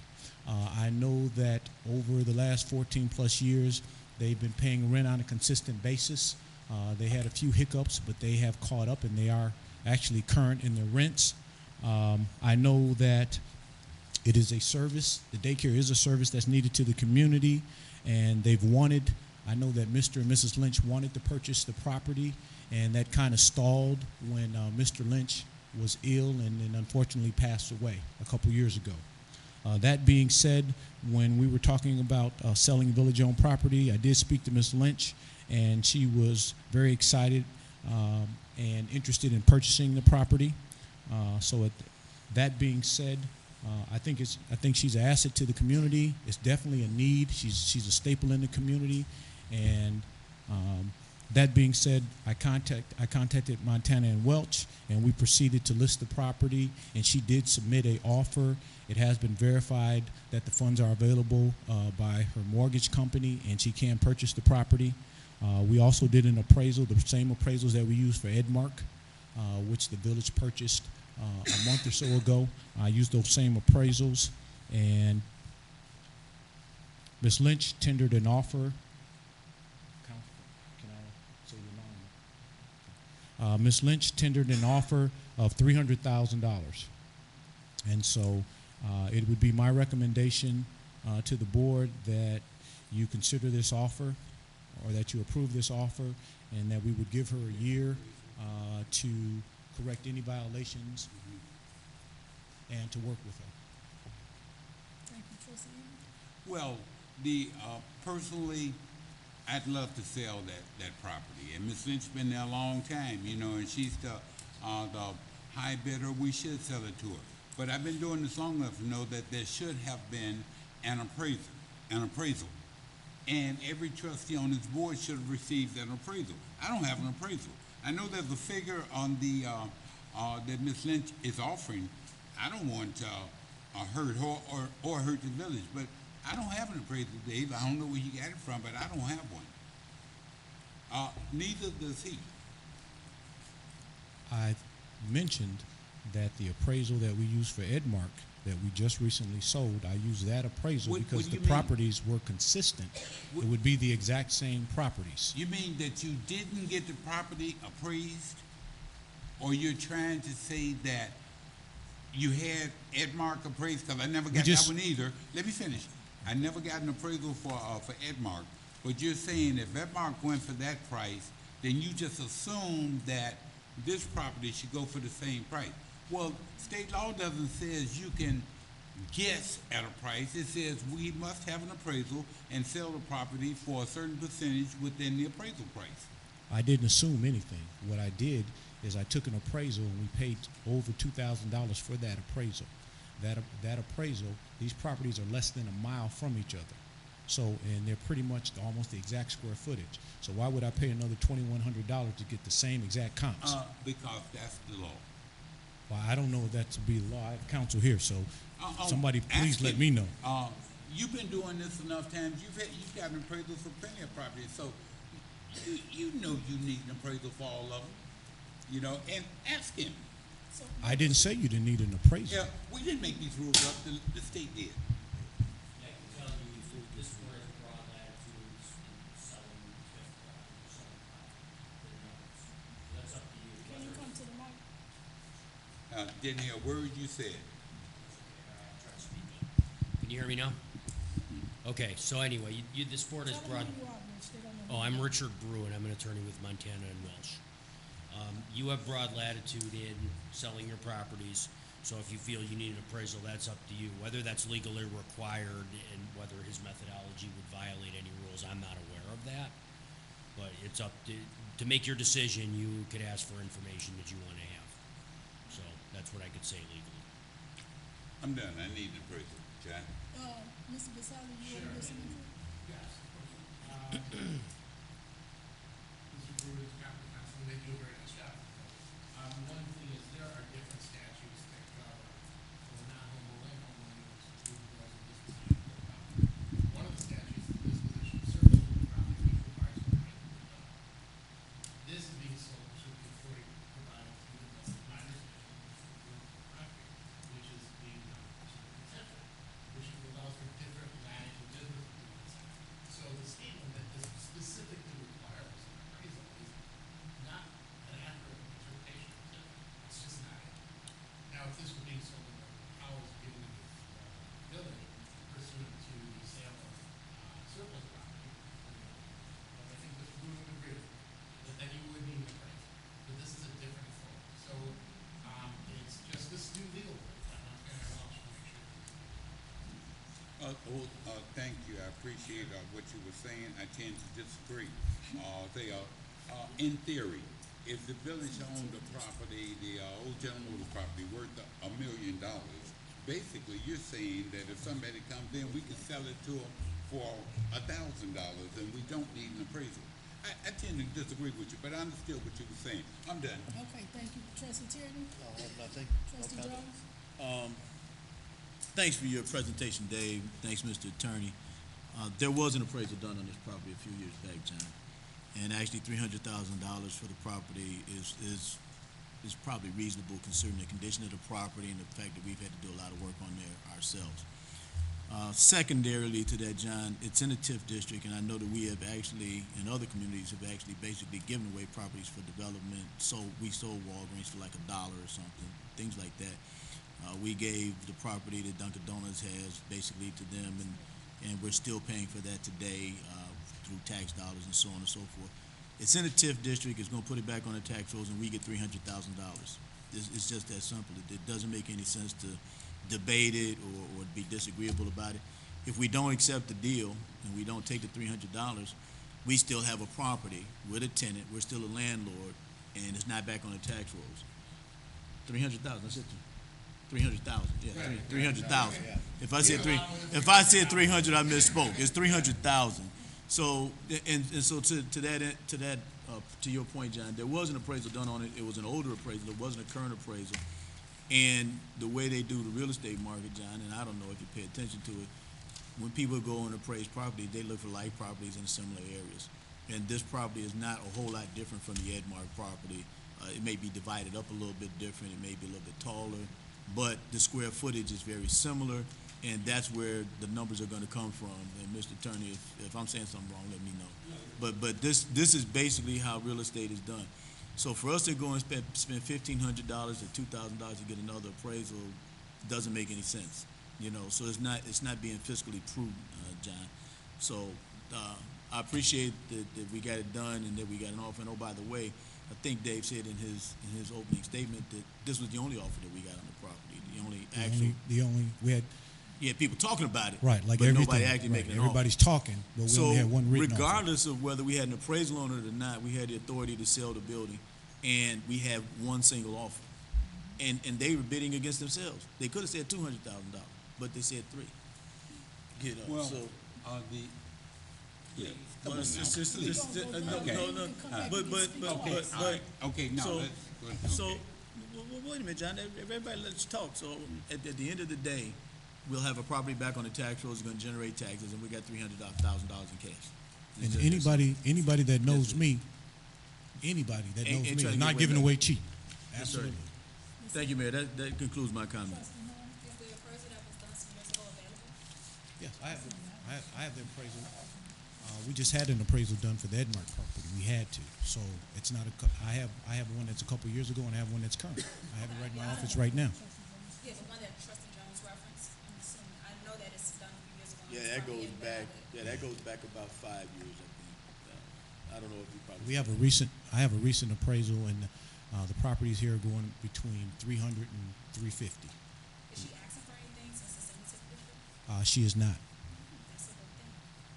Thank you. That's it. Trustee Abraham? Oh, I'm glad that we're selling Village owned property. Trustee Ballmer? When Trustee Horn just asked if she's asking for anything, what I read in the contract is that she's asking for 10% rebate at closing for work to be done on the property, and for us to pay her buyer's commission, the buyer's broker's commission of 3%, correct? All of those things are negotiable. We haven't gotten to the point where we actually have a contract. We just have an offer right now. We don't have a contract until the board approves, and then But this is what the offer asks for. that was some of the A things. sale price of $300,000, but less 10%, which would be $30,000 for the repairs, and for us to pay a 3% commission, which would be another $3,000. I don't know what the specifics of the commission, but I think that's right. Okay. I just wanted to clarify, since Trustee Horn had asked about if she's asking for anything. The question was, in terms of asking, most of the development projects that I've worked on in the village, they're always asking for TIF funds. And so that, I assumed that's what you were asking about versus commissions and things of that nature. But my question is, the proceeds from this sale, are they going to go into the capital projects fund or the general fund? Did you also? The reason I ask is because back when the previous administration sold those bonds and then started spending the money, they claimed that they were actually reimbursing the general fund for money to buy properties like this. So that's why I want to know where the money's going to go to. This isn't a solid, straightforward question. What you're referring to, they took money from capital fund on these properties. That is what we've been repaying. We've been repaying it. We've been paying this until we repay that. Yeah. I don't think, right, but the 5.3 million was on top of that. The total bond sale was 11 something, and then the 5.3 is was the money that the village had been spending on top, besides what they claimed was, had been spent, was reimbursing the village for the properties that were purchased. So the proceeds from this can be determined from a board action. I don't think that any of the history of what happened when the properties were purchased has anything to do with the property being sold, because all of that has been taken care of versus, in the past. So if there's not anything in terms of TIF that we're required to do, then the I'm not proceeds, referring to them. I'm referring to what we did with the bond proceeds. which has nothing to do with the sale of this property. All I know is previous village finance directors had claimed that it did. In terms I have of no where knowledge of that's that, but we want to stay on point, and the sale of this property, the proceeds will be a determination by this current board. So we'll have the ability to make a decision as to where it goes. That was my only question. Okay, so I just wanna say this because I'm not in the business of, I don't know everything, so that's why I refer either to Commissioner Upshaw or the legal team to kind of advise me on certain things. So when it came to the purchase of, or the selling of property, village-owned property, I had to get educated on some things, so I had to know what the statute is as it relates to what we can do in the TIF area, which is, that's a different statute than selling surplus property. So I just encourage all of the trustees that legislate become familiar with what the TIF statute is and what surplus property that can be sold and what we can do legally and do the right thing by the village of Broadview. That's what I did. I went out and I read information and I got the information. I just didn't assume, and because I was like Trustee Ely, it didn't make sense to me. Because you should go for appraisal and do it, but when it's in a TIF district, the TIF, actually, the statute say something different on how we can sell property. So you should probably read the TIF statute so that you get understanding. Well, the key word in all of that was how you can. That doesn't say shall, it says how you can. But I'm glad you got back to me. Don't get me wrong. I am ecstatic. I'm really glad that somebody's buying the building. We should have gotten rid of it years ago. But I do believe in appraisals. You'll never know what any property is worth unless you get an appraisal. Now, I was told, we were told earlier by the building commissioner that he had an appraisal done on the Edmark Press building. I never received it. I asked the young guy from Matthew Welch, stood there and I asked him to send me one. He never did. If one existed, I never saw it. So I'm under the impression there was no appraisal done. Now, at the same time, just looking at the building, knowing the history of the building, looking at it, I've been in it, whatever. Frankly, the price is being quoted $300,000. I personally thought it was too high, But an appraisal would have answered all of those questions. We don't want to hold Ms. Lynch over a barrel, and we don't want to hurt the village. Fair price, fair product, et cetera, et cetera. That's all I wanted to say. And I did not get an appraisal for any of them. Yeah, I'm done. Can I just rebut some of that? Please. First of all, what's in front of us is not a contract for purchase. True. It's only a presentation of the bid. So they're just telling us that we've got somebody that's looking to pay $300,000 for this thing. That's the very first thing. The second thing is what we do with the funds is totally up to us once we get the funds. We have the discretion as a board to decide whether they go to the general fund or the capital fund. And even if they go to the general fund, we have the authority to transfer the funds to the capital fund, or if they're in the capital funds, we have the authority to transfer them back. So where they go is a moot point. It doesn't matter as long as we receive them. So it's not a contract, and where the money goes doesn't matter. There's $300,000 and it's in the TIF district. It just doesn't make any sense to. We could debate this all night.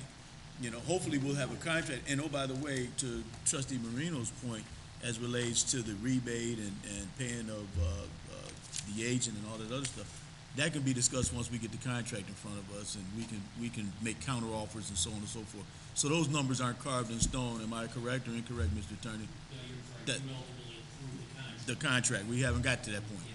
Yeah. Right. So they'll be back in front of us again with a contract, and hopefully during the negotiation process, that $30,000, that 10% rebate and the fair of the agent and all that stuff will be discussed. And the numbers may change by the time he gets to us with the contract. I know Dave very well. I'm sure that the numbers will probably change some. So, but that's my 2 cents, and that's the end of my comment, Mayor. I do have Yes, one you can. question. I'd like to understand what it is that we're voting on specifically. Oh, to accept the bid, is that what this is? To accept the bid, The one bid we got? the one bid. You're awarding a bid. How is that different from approving a contract? Because I'm looking at what we were given, and it says a real estate purchase contract.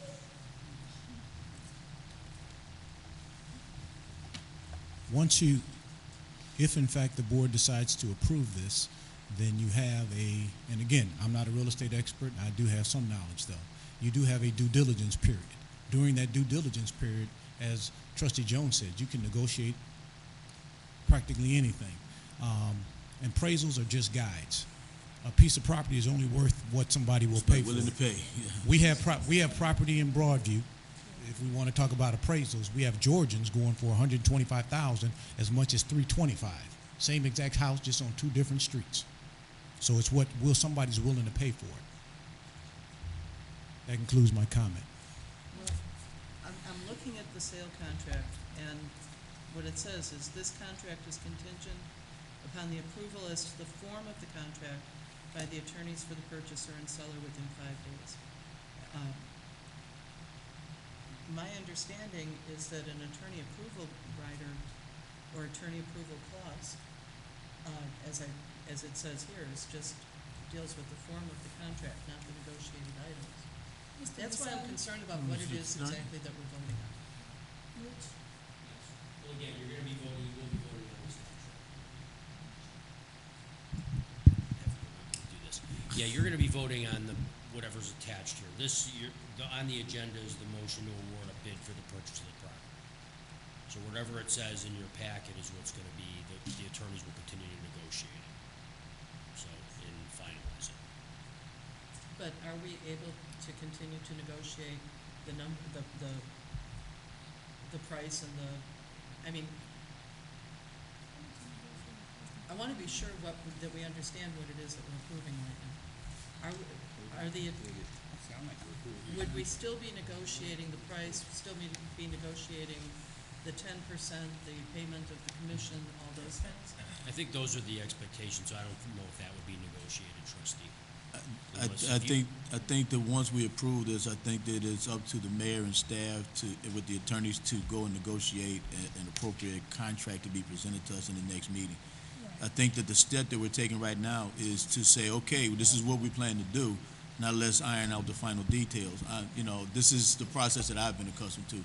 And I do believe that once we approve this, the attorneys, Dave, the mayor, and staff will get together, have a conversation with the purchaser and their representatives, and they'll iron out something. I mean, the mayor can give the attorney and Dave direction on what it is she wants them to do, whether she wants to tell them that, 10% is too much, 30,000 is too much, we'll give you 10 or 20 or whatever it is the number's going to be, and either we're going to pay the agent or we're not going to pay the agent. But that's not our job at this point. Our job is to just do the legislation piece. Their job is to make the negotiation and do the deal and bring back a reasonable contract for us to approve or not approve. Because we can then turn around and not approve it if we think that it's, not appropriate.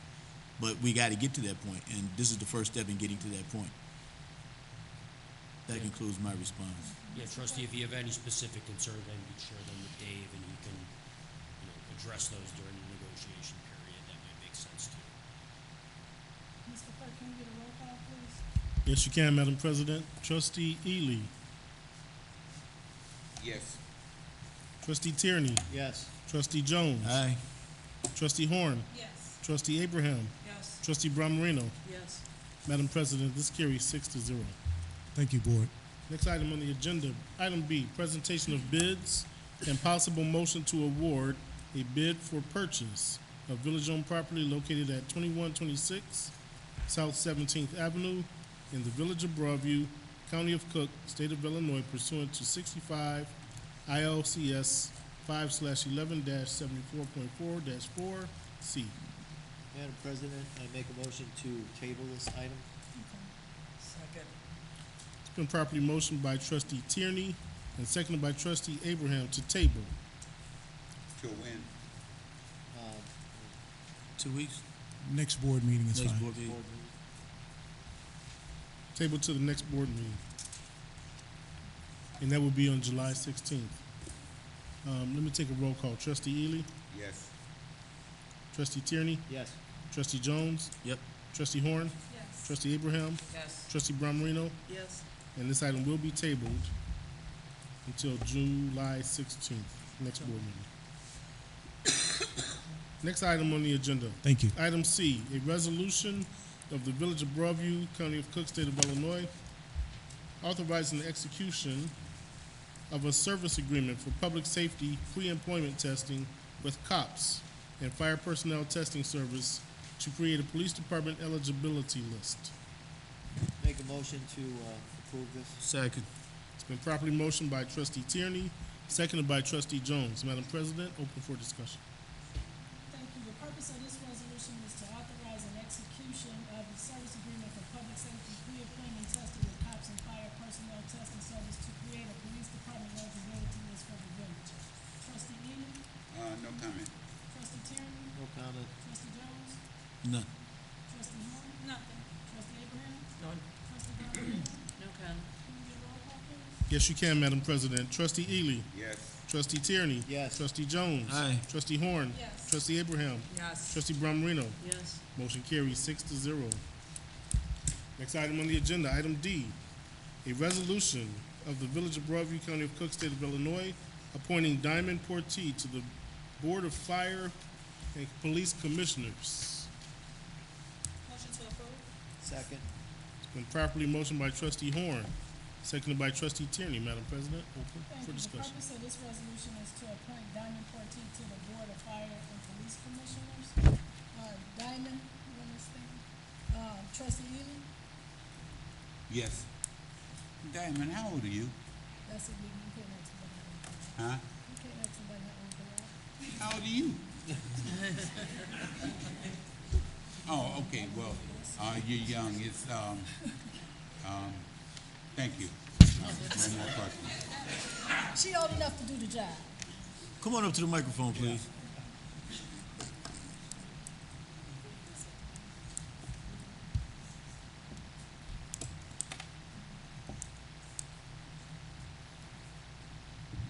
Yeah, you can't reach that, can you? You might as well take it down, hold it. Let it down some. Yeah.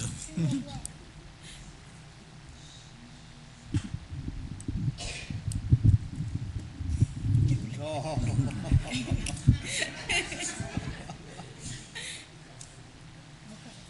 Trustee Ely, No, I was just had questions, skeptical about your age.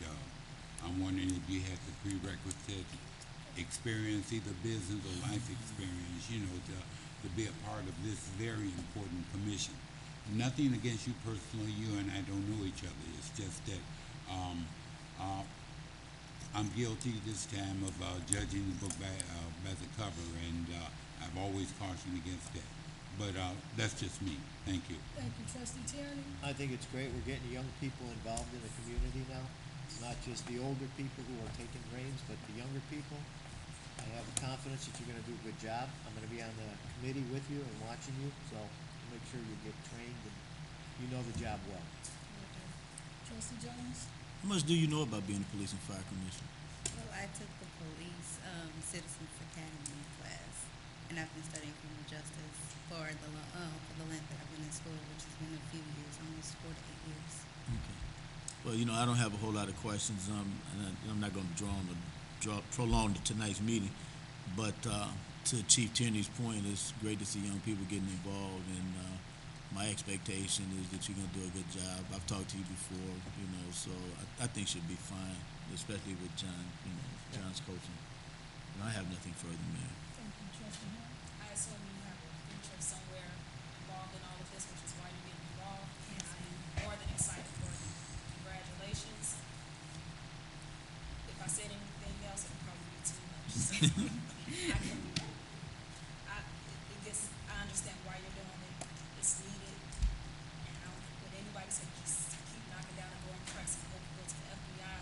that from this.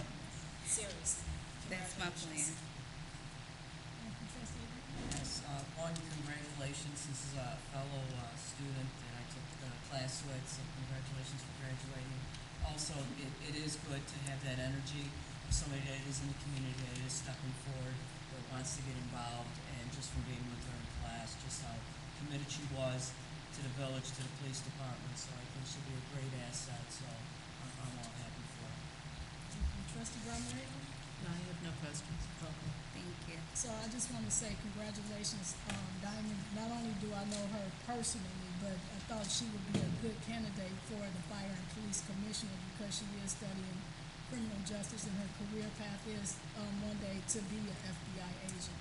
So I think it's important for us to recognize young people that's in the field to get the skill set and be mentored by the professions that's already in the profession. So she have access to Chief Evelyn, who will be able to assist her. She have access to the chairperson, Tanjanese Porter, who recently got appointed, who's with the Cook County Sheriff Department, as well as Engineer Harper, who's a part of the Cook County, part of Cook County Sheriff Department, who sits on the commission. And then not only that, she have Fire Chief Trustee Tierney, who's a retired fire chief that sits on our board, that's the chair of the Fire and Police Committee. So I think she's in good hands to be mentored and to be well-grounded by professionals that can take her to the next level, but she's learning a skill set that we can impact, and we've room in her as a young person to take the lead to one day replace us. And then not only that, she has the Fire Chief Kenny, who's a chief in the fire department, who will be able, she have access to her as well. So she's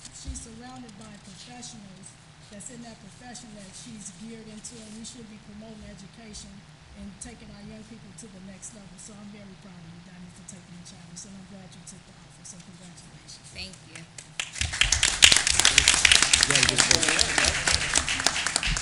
Mr. Clerk, can we get a roll call vote? Yes, you can, Madam President. Trustee Ely. Abstain. Abstain. Trustee Tierney. Yes. Trustee Jones. Aye. Trustee Abraham. Yes. I'm sorry, Trustee Horn. Say absolutely. No. Trustee Horn Yes. and Trustee Bramarino. Yes. Madam President, this carries 6-0 with the abstention going towards an aye. Thank you. Congratulations, Diamond.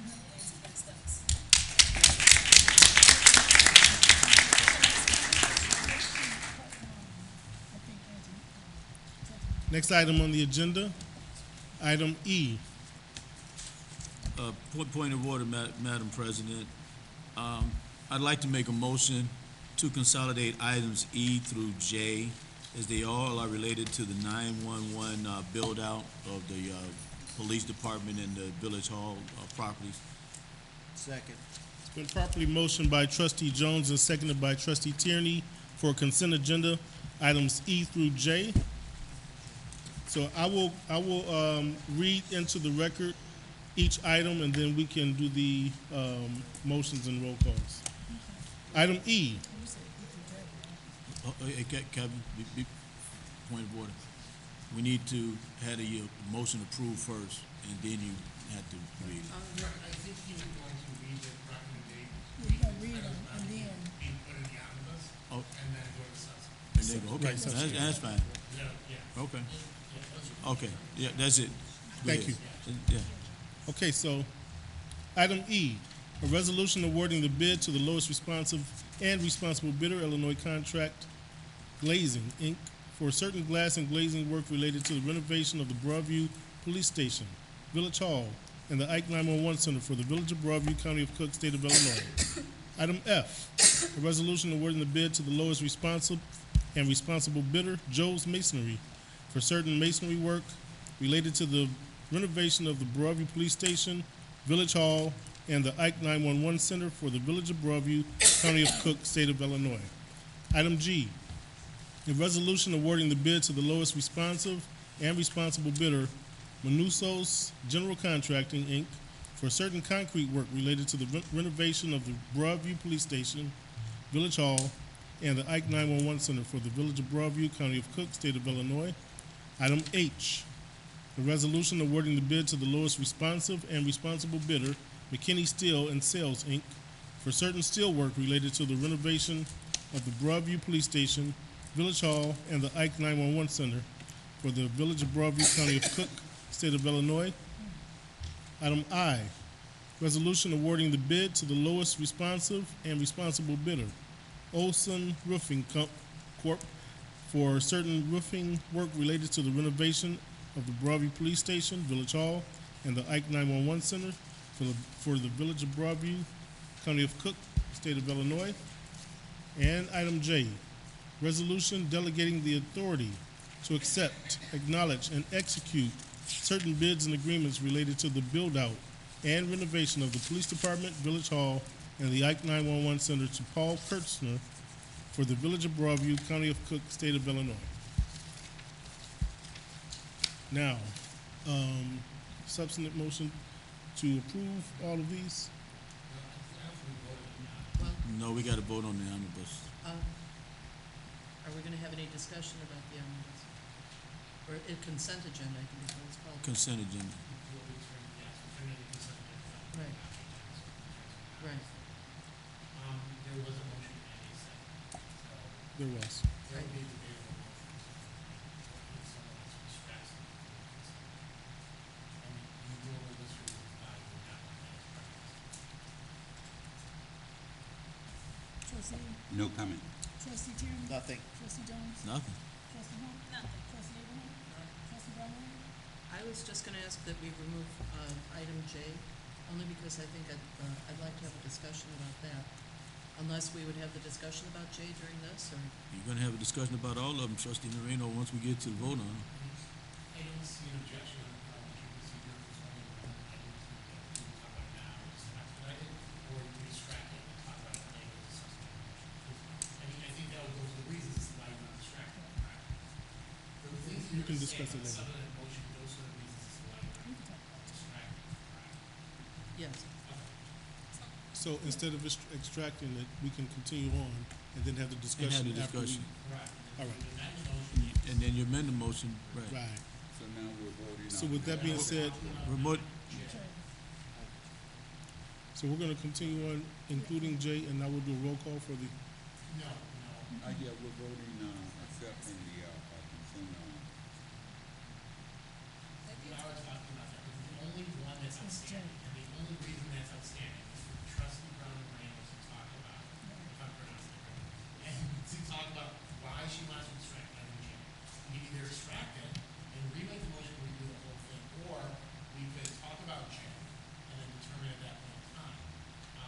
I think either one's proper, actually procedure, because it's one and the same, or everyone else agrees on E through I to go into an omnibus motion, so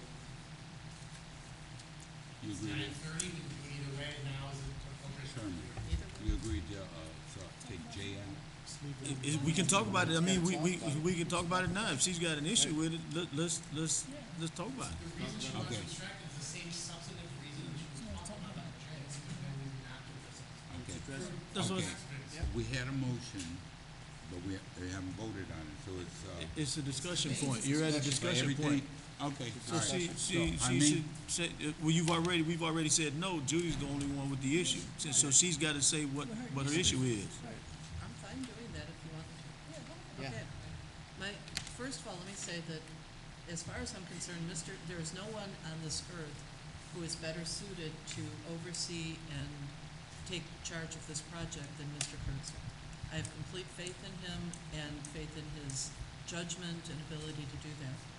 My concern and my question has to do with the wording of this, which would grant him the authority to accept bids and enter into agreements.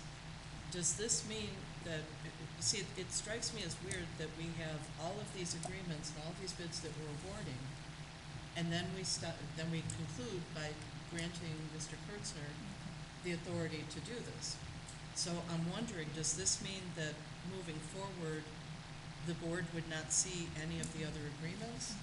Or are we only talking about Mr. Kurtzner being able to authorize amendments and change orders and that type of thing? I want some clarification as to the scope of the authority that we're granting. Okay. That's it. That's my question, that's the discussion I'm looking at. That is a very, fair concern, because that was the concern that I had as it related to to that. So as we look for Riley is our contract, management. So they go out and they get all the bids and they, vet out all of the bidders that come through. What's happening, what we found that's happening is the bids are coming in, and then we have to wait for a board meeting to approve the contracts when, Paul is the lead, chairperson of that committee to make sure that, Riley do what they need to do, and then he'll just authorize for them to get the work done so that because we have a time schedule. Right. And if we get out of the time schedule, we can impose a cost to the village. So whereas in terms, as contracts come up like these come up, Paul or the chief will come to the board to talk about the contracts that's been awarded or the ones that went out to bid so that you all are kept in the loop of what's taking place, but we don't want to stop the progress of the project. Because as we go on, depending on how we meet as a board, instead of calling special board meetings to get things approved, we didn't want that gap to take place. So that's why we did it this way, because the last meeting, we approved, I think it was 2 contracts? It was 2 contracts that was approved because the board had to authorize contracts to be approved, and I don't have that authority, and Paul didn't have it, so we brought it before the board. And then the next set of bids, which these are the ones that came out, the last set of bids, this came up, so that's how it made it to this board meeting. But moving forward, he would be in position to authorize the work to be done based off the lowest bidder, but you guys will he'll have a packet for you so that you know what contractors are in the building or on the properties as it relates to the bidding process and how we get it. But actually, Riley is the person their company is responsible for all of that. But before, and it's just for this project, no other contracts. It's just so that we don't have a time lapse in what we do moving forward. Okay. And this also talks about, okay, for the renovation of the police department, village hall, and I, okay. It's just for this project only. When you say this project, The 911 project. The municipal building. all of the 6.5 million of the renovations. Yep. Okay, thank you for clarifying. That was my question. That was your objection on that, so do you have an objection to consolidate? No, I just wanted to be able to discuss the one item. Very clear, right, because I just want to make sure you have no objection to the omnibus nature. No. Because motions is under rule generally not debatable, but you don't have objection to it, so we should Right. take the omnibus. Thank you. Okay, so this roll call is going to be to vote on the consent agenda. Trustee Ely. Yes. Trustee Tierney. Yes. Trustee Jones. Aye. Trustee Horn. Yes. Trustee Abraham. Yes. Trustee Bromrino. Yes. And that consent agenda does carry 6-0. Now, Now we do the subjects. right. Motion This- to approve. All right, thank you. Who seconded? Okay, so Trustee Jones. Motion to approve has been properly made by Trustee Jones, seconded by Trustee Tierney. Open for discussion. Trustee Ely? I have no problem with E, F, G, H, I, or J. No, that concludes my comment. Thank you. Trustee Tierney? No comment. Trustee Jones? Nothing. Trustee Horn? No. Trustee Abraham? None. Trustee Bromrino? I'm good. Excellent. Roll call. Trustee Ely. Yes. Trustee Tierney. Yes. Trustee Jones. Aye. Trustee Horn. Yes. Trustee Abraham. Yes. Trustee Bromrino. Yes. And Madam President, this too carries 6-0. Next item on the agenda. Item K. A resolution authorizing and approving certain changes to bank accounts for the Village of Broadview, County of Cook, State of Illinois. Motion to approve. Second. It's been properly motioned by Trustee Jones, seconded by Trustee Abraham. Madam President, open for discussion. Trustee Ely? No comment. Trustee Tierney? No comment. Trustee Jones? Nothing. Trustee Horn? No. Trustee Abraham? None. Trustee Bromrino? I would just like to explain to the audience that this is just changing the signers on the account based on the changes that were made to the committees, so that you understand what's going on. That's all. Thank you. Can you get a roll call, please? Yes, you can, Madam President. Trustee Ely. Yes. Trustee Tierney. Yes. Trustee Jones. Aye. Trustee Horn. Yes. Trustee Abraham. Yes. Trustee Bromrino. Yes. And this carries 6-0. Next item on the agenda. Item 9, applications for the authority to expend funds totaling $22,175. We're going to take these individually. The first one is for I Am Responding. It's a purchase order in the amount of $2,175 for the fire department. Motion to approve. Second. Been properly motioned by Tierney, seconded by trustee Abraham. Madam President? Trustee Ely? I let Chief Kenny explain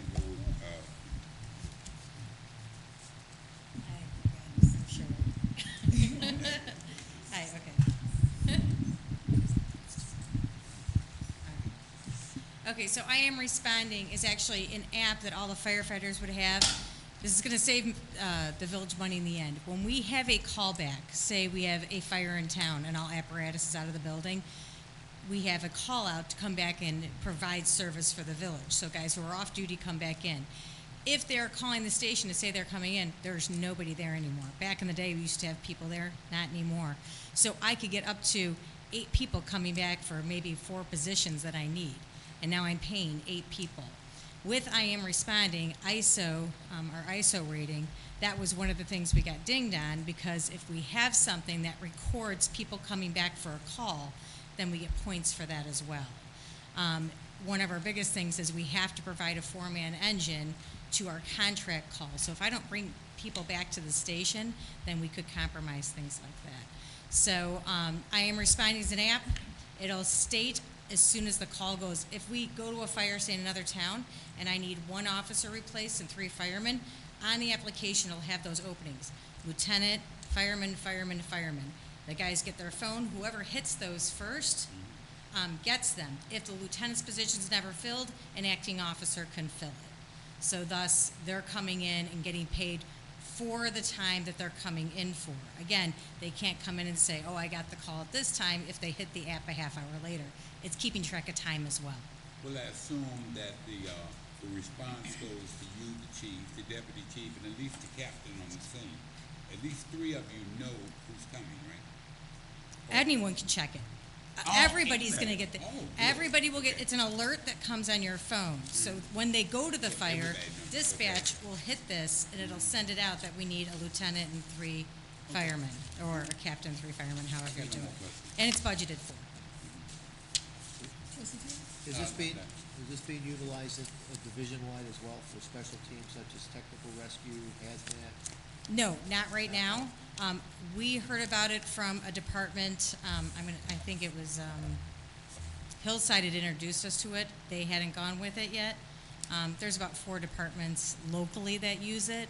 So, I mean, as far as, they've only gone to it because it helped their ISO rating. And it was suggested by the person doing our evaluation that we get a products like this or similar to. I have no further questions.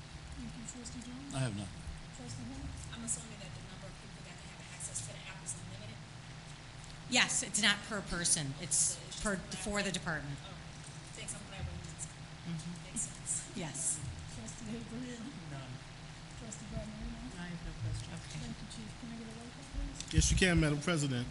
Trustee Ely. Yes. Trustee Tierney. Yes. Trustee Jones. Aye. Trustee Horn. Yes. Trustee Abraham. Yes. Trustee Brummerino. Yes. And the motion to pay I Am Responding carries. Next is for Cummings in the amount of $20,000. This also is for the fire department. Move to approve. Second. Been properly motioned by trustee Ely, seconded by trustee Tierney. Madam President? Trustee Ely? Again, Chief Kenny. Okay. So is it safe to assume that everyone has read the letter that was attached that explains, so I'll give a brief understanding of this. The long and short of it is an air filter was faulty, manufacturer fault, that we had replaced the air filter on our frontline Engine 7. Engine 7 is only 4 years old. It needs, per fire service took it to Cummings. Cummings is saying that we owe them, if they are going to repair it, $25,590. So if we bring it back from Cummings, we do have to pay them a price for what they've done thus far, which is about $2,500. But if we bring it back to us, I believe labor for them was estimated at $9,000. We can actually cut that labor down to less than $3,000, and then parts-wise, we'll reduce it. So basically, right now, we're saying from Cummings, we have to purchase parts, and we're going to keep that under $20,000. It will be more than that. We're just keeping it safe in that area. And what has happened to this vehicle, we are pursuing, going after the company that built. Filter? Yeah, so we are meeting with the lawyers working on that, so I don't want to say much more about that till I have more details put together. I just got one question. Mm-hmm. If it's, if the repair is 20 or 25,000, how much would a new Cummins engine have cost? How much would it cost? About 900,000. Yeah, 900,000. I'll tell you right now, I'm looking Just into the a point, and it's 1.25. Yeah, $1 million. Yeah. It's $1 million. Yeah, oh yeah. $1 million is your average. It's $1 million. Yeah, just the internal engine. Would be a bunch of dollars. Okay. Yeah. So we're researching why it happened, we're Yeah. researching that particular filter. We're working with the lawyers right now to figure that Yeah, out. because they're different manufacturer filter. It's still the same filter, same specification. That should not have happened. But good luck. We'll No, see. and then we are lucky at our village that we have 2 mechanics right now, so we have people to work on it. Okay. I have no more questions. Yeah, that's what I was gonna say. This reduces the cost simply because you're gonna do it in-house Mhm. with our own people. I have no other comments. Trustee Turner? What's that? No, trustee Jones? Nothing. Trustee Hunt? Trustee O'Brien? Trustee Barberina? I have no questions. Can we get a roll call, please? Okay, roll call. Trustee Ely. Yes. Trustee Tierney. Yes. Trustee Jones. Aye. Trustee Horn. Yes. Trustee Abraham. Yes. Trustee Bramarino. Yes. And Madam President, this too carries 6-0. Thank you.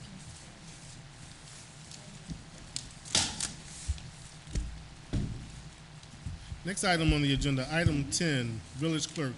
Madam President, at this time I have nothing. I do want to say also that it was mentioned earlier by resident Jordan Gordon that we had the garage sale, and it was a very successful garage sale, especially due to the heat index. It was 110 out there, and we hung in there as long as we could, and it was well attended. I think when we do the second one after the briefing, we'll do even better job.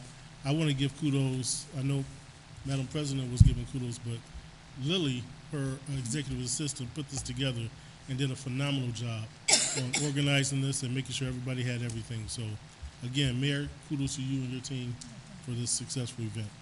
That concludes my report. Next item is item 11, Village President, Mayor Katrina Thompson.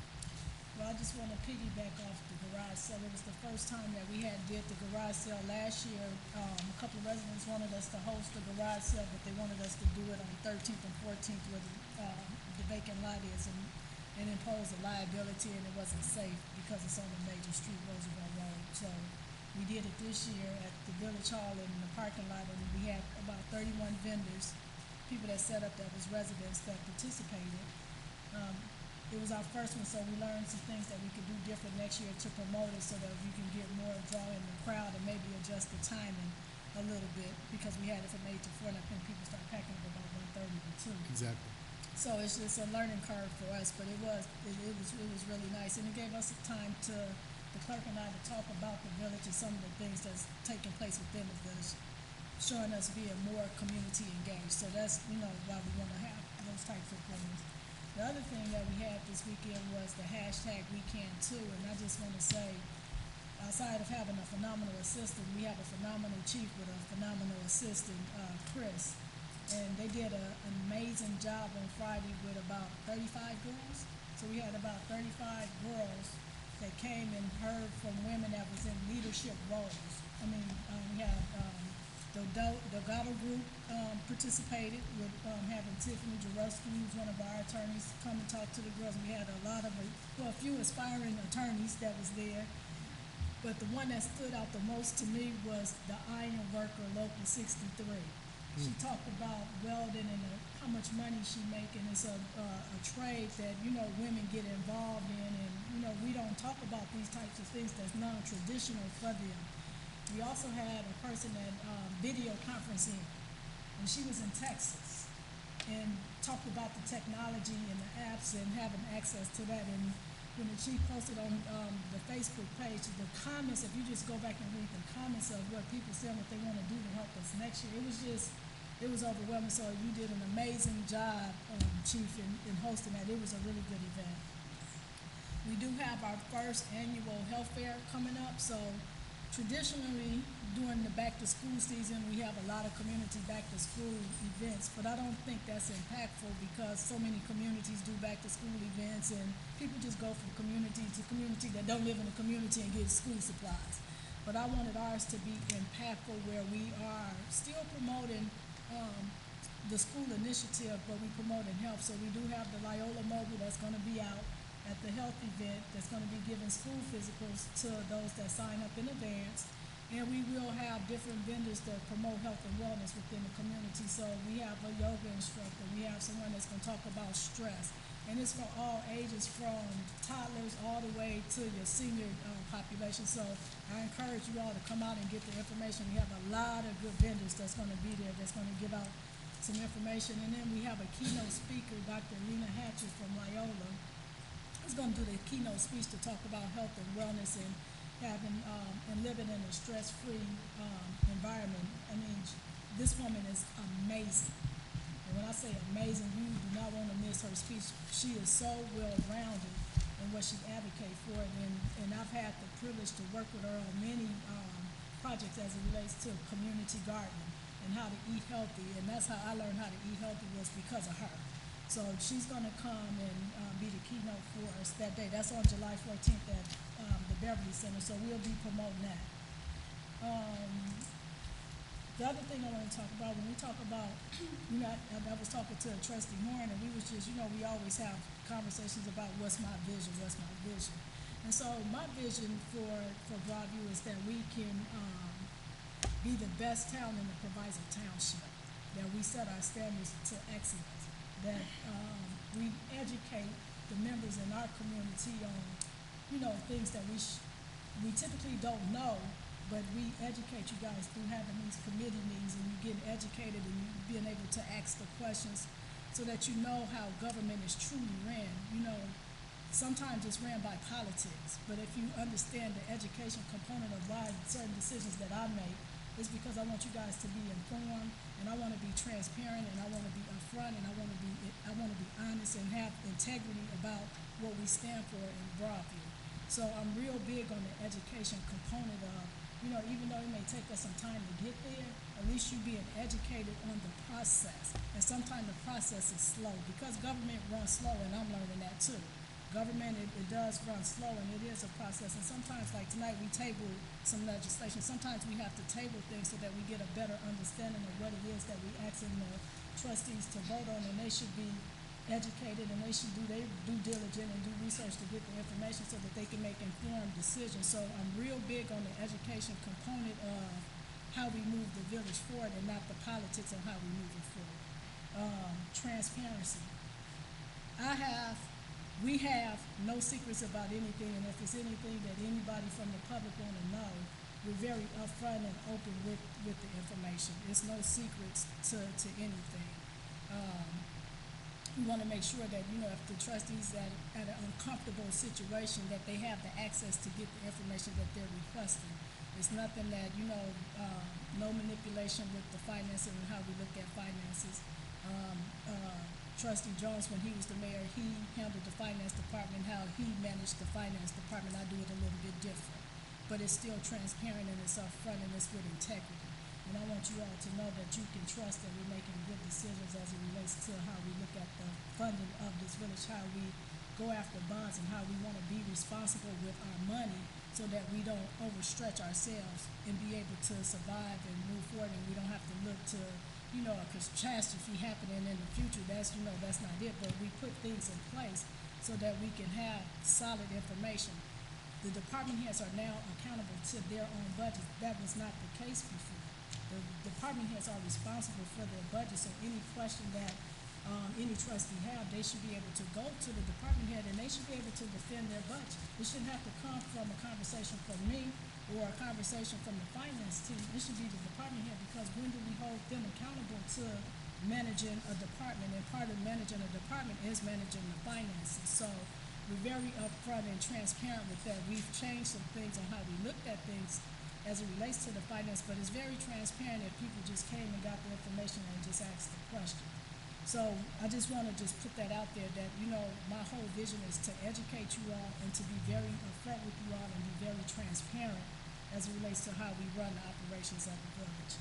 And with that being said, I just want to say 4th of July is in the middle of the week. So I don't know those that's gonna take off at the end of the week. I know I'm not taking off, but I wanna wish you guys a very happy 4th of July. Last year we had the 4th of July parade and we thought we were starting a tradition, but the park district decided that they wasn't gonna be open on the 4th of July. So we didn't have the 4th of July parade. So we've partnered with Westchester. So those that wanna walk in the parade for Westchester, we're gonna line up at Cermak and Macon at their fire station and parade with them. But next year, we're gonna do something a little bit different, maybe host 4th of July here at Village Hall or at Legion Park, but we having those discussions so that we can have our own celebration in town, or the chief gave me an idea, maybe do it the day before to do it. So we, brainstorming some things because we want the constituents to stay here and to celebrate and be neighborly and get to know each other. And we can't do that being in another community celebrating their stuff. So with that being said, I just want to say thank you guys for coming out and God bless you and have a safe holiday. Are we doing this closed Madam session? President, we do have No, a hold on, closed hold on. session on the agenda. We got a Will we be closed doing session. that? Motion to suspend the regular meeting and adjourn the closed session. It's been properly motioned by Jones Just for litigation? It's for litigation. and it's seconded by Trustee Tierney. All in favor say aye. Aye. All opposed say nay. Hearing no opposition, we will go to executive session and temporarily suspend the regular board meeting.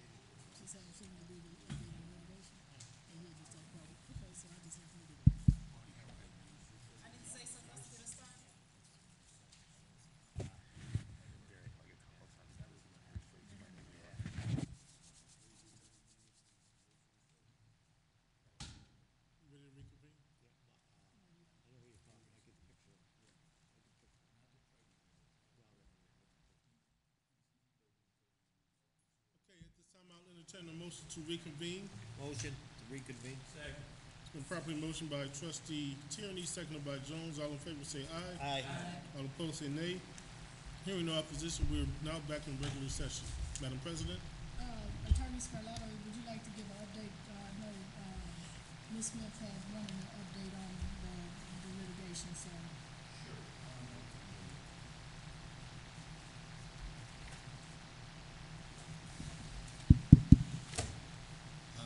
What has happened is the Seventh Circuit has affirmed the dismissal of the equitable portions of the case that was made by the district court. Basically, what that means is that barring an appeal to the U.S. Supreme Court and the U.S. Supreme Court accepting the appeal, Chicago Joe's district court cannot locate in the village of Broadview. At this time, there's still a trial that has to happen on the damages, but that's going forward. Thank you. Can we get a motion to it? Okay, can I have a motion? Second. It's been properly motioned by trustee Jones, seconded by trustee Horn to adjourn tonight's meeting. All in favor say aye. Aye. All opposed say nay. Hearing no opposition, we are hereby adjourned at 10:25 p.m.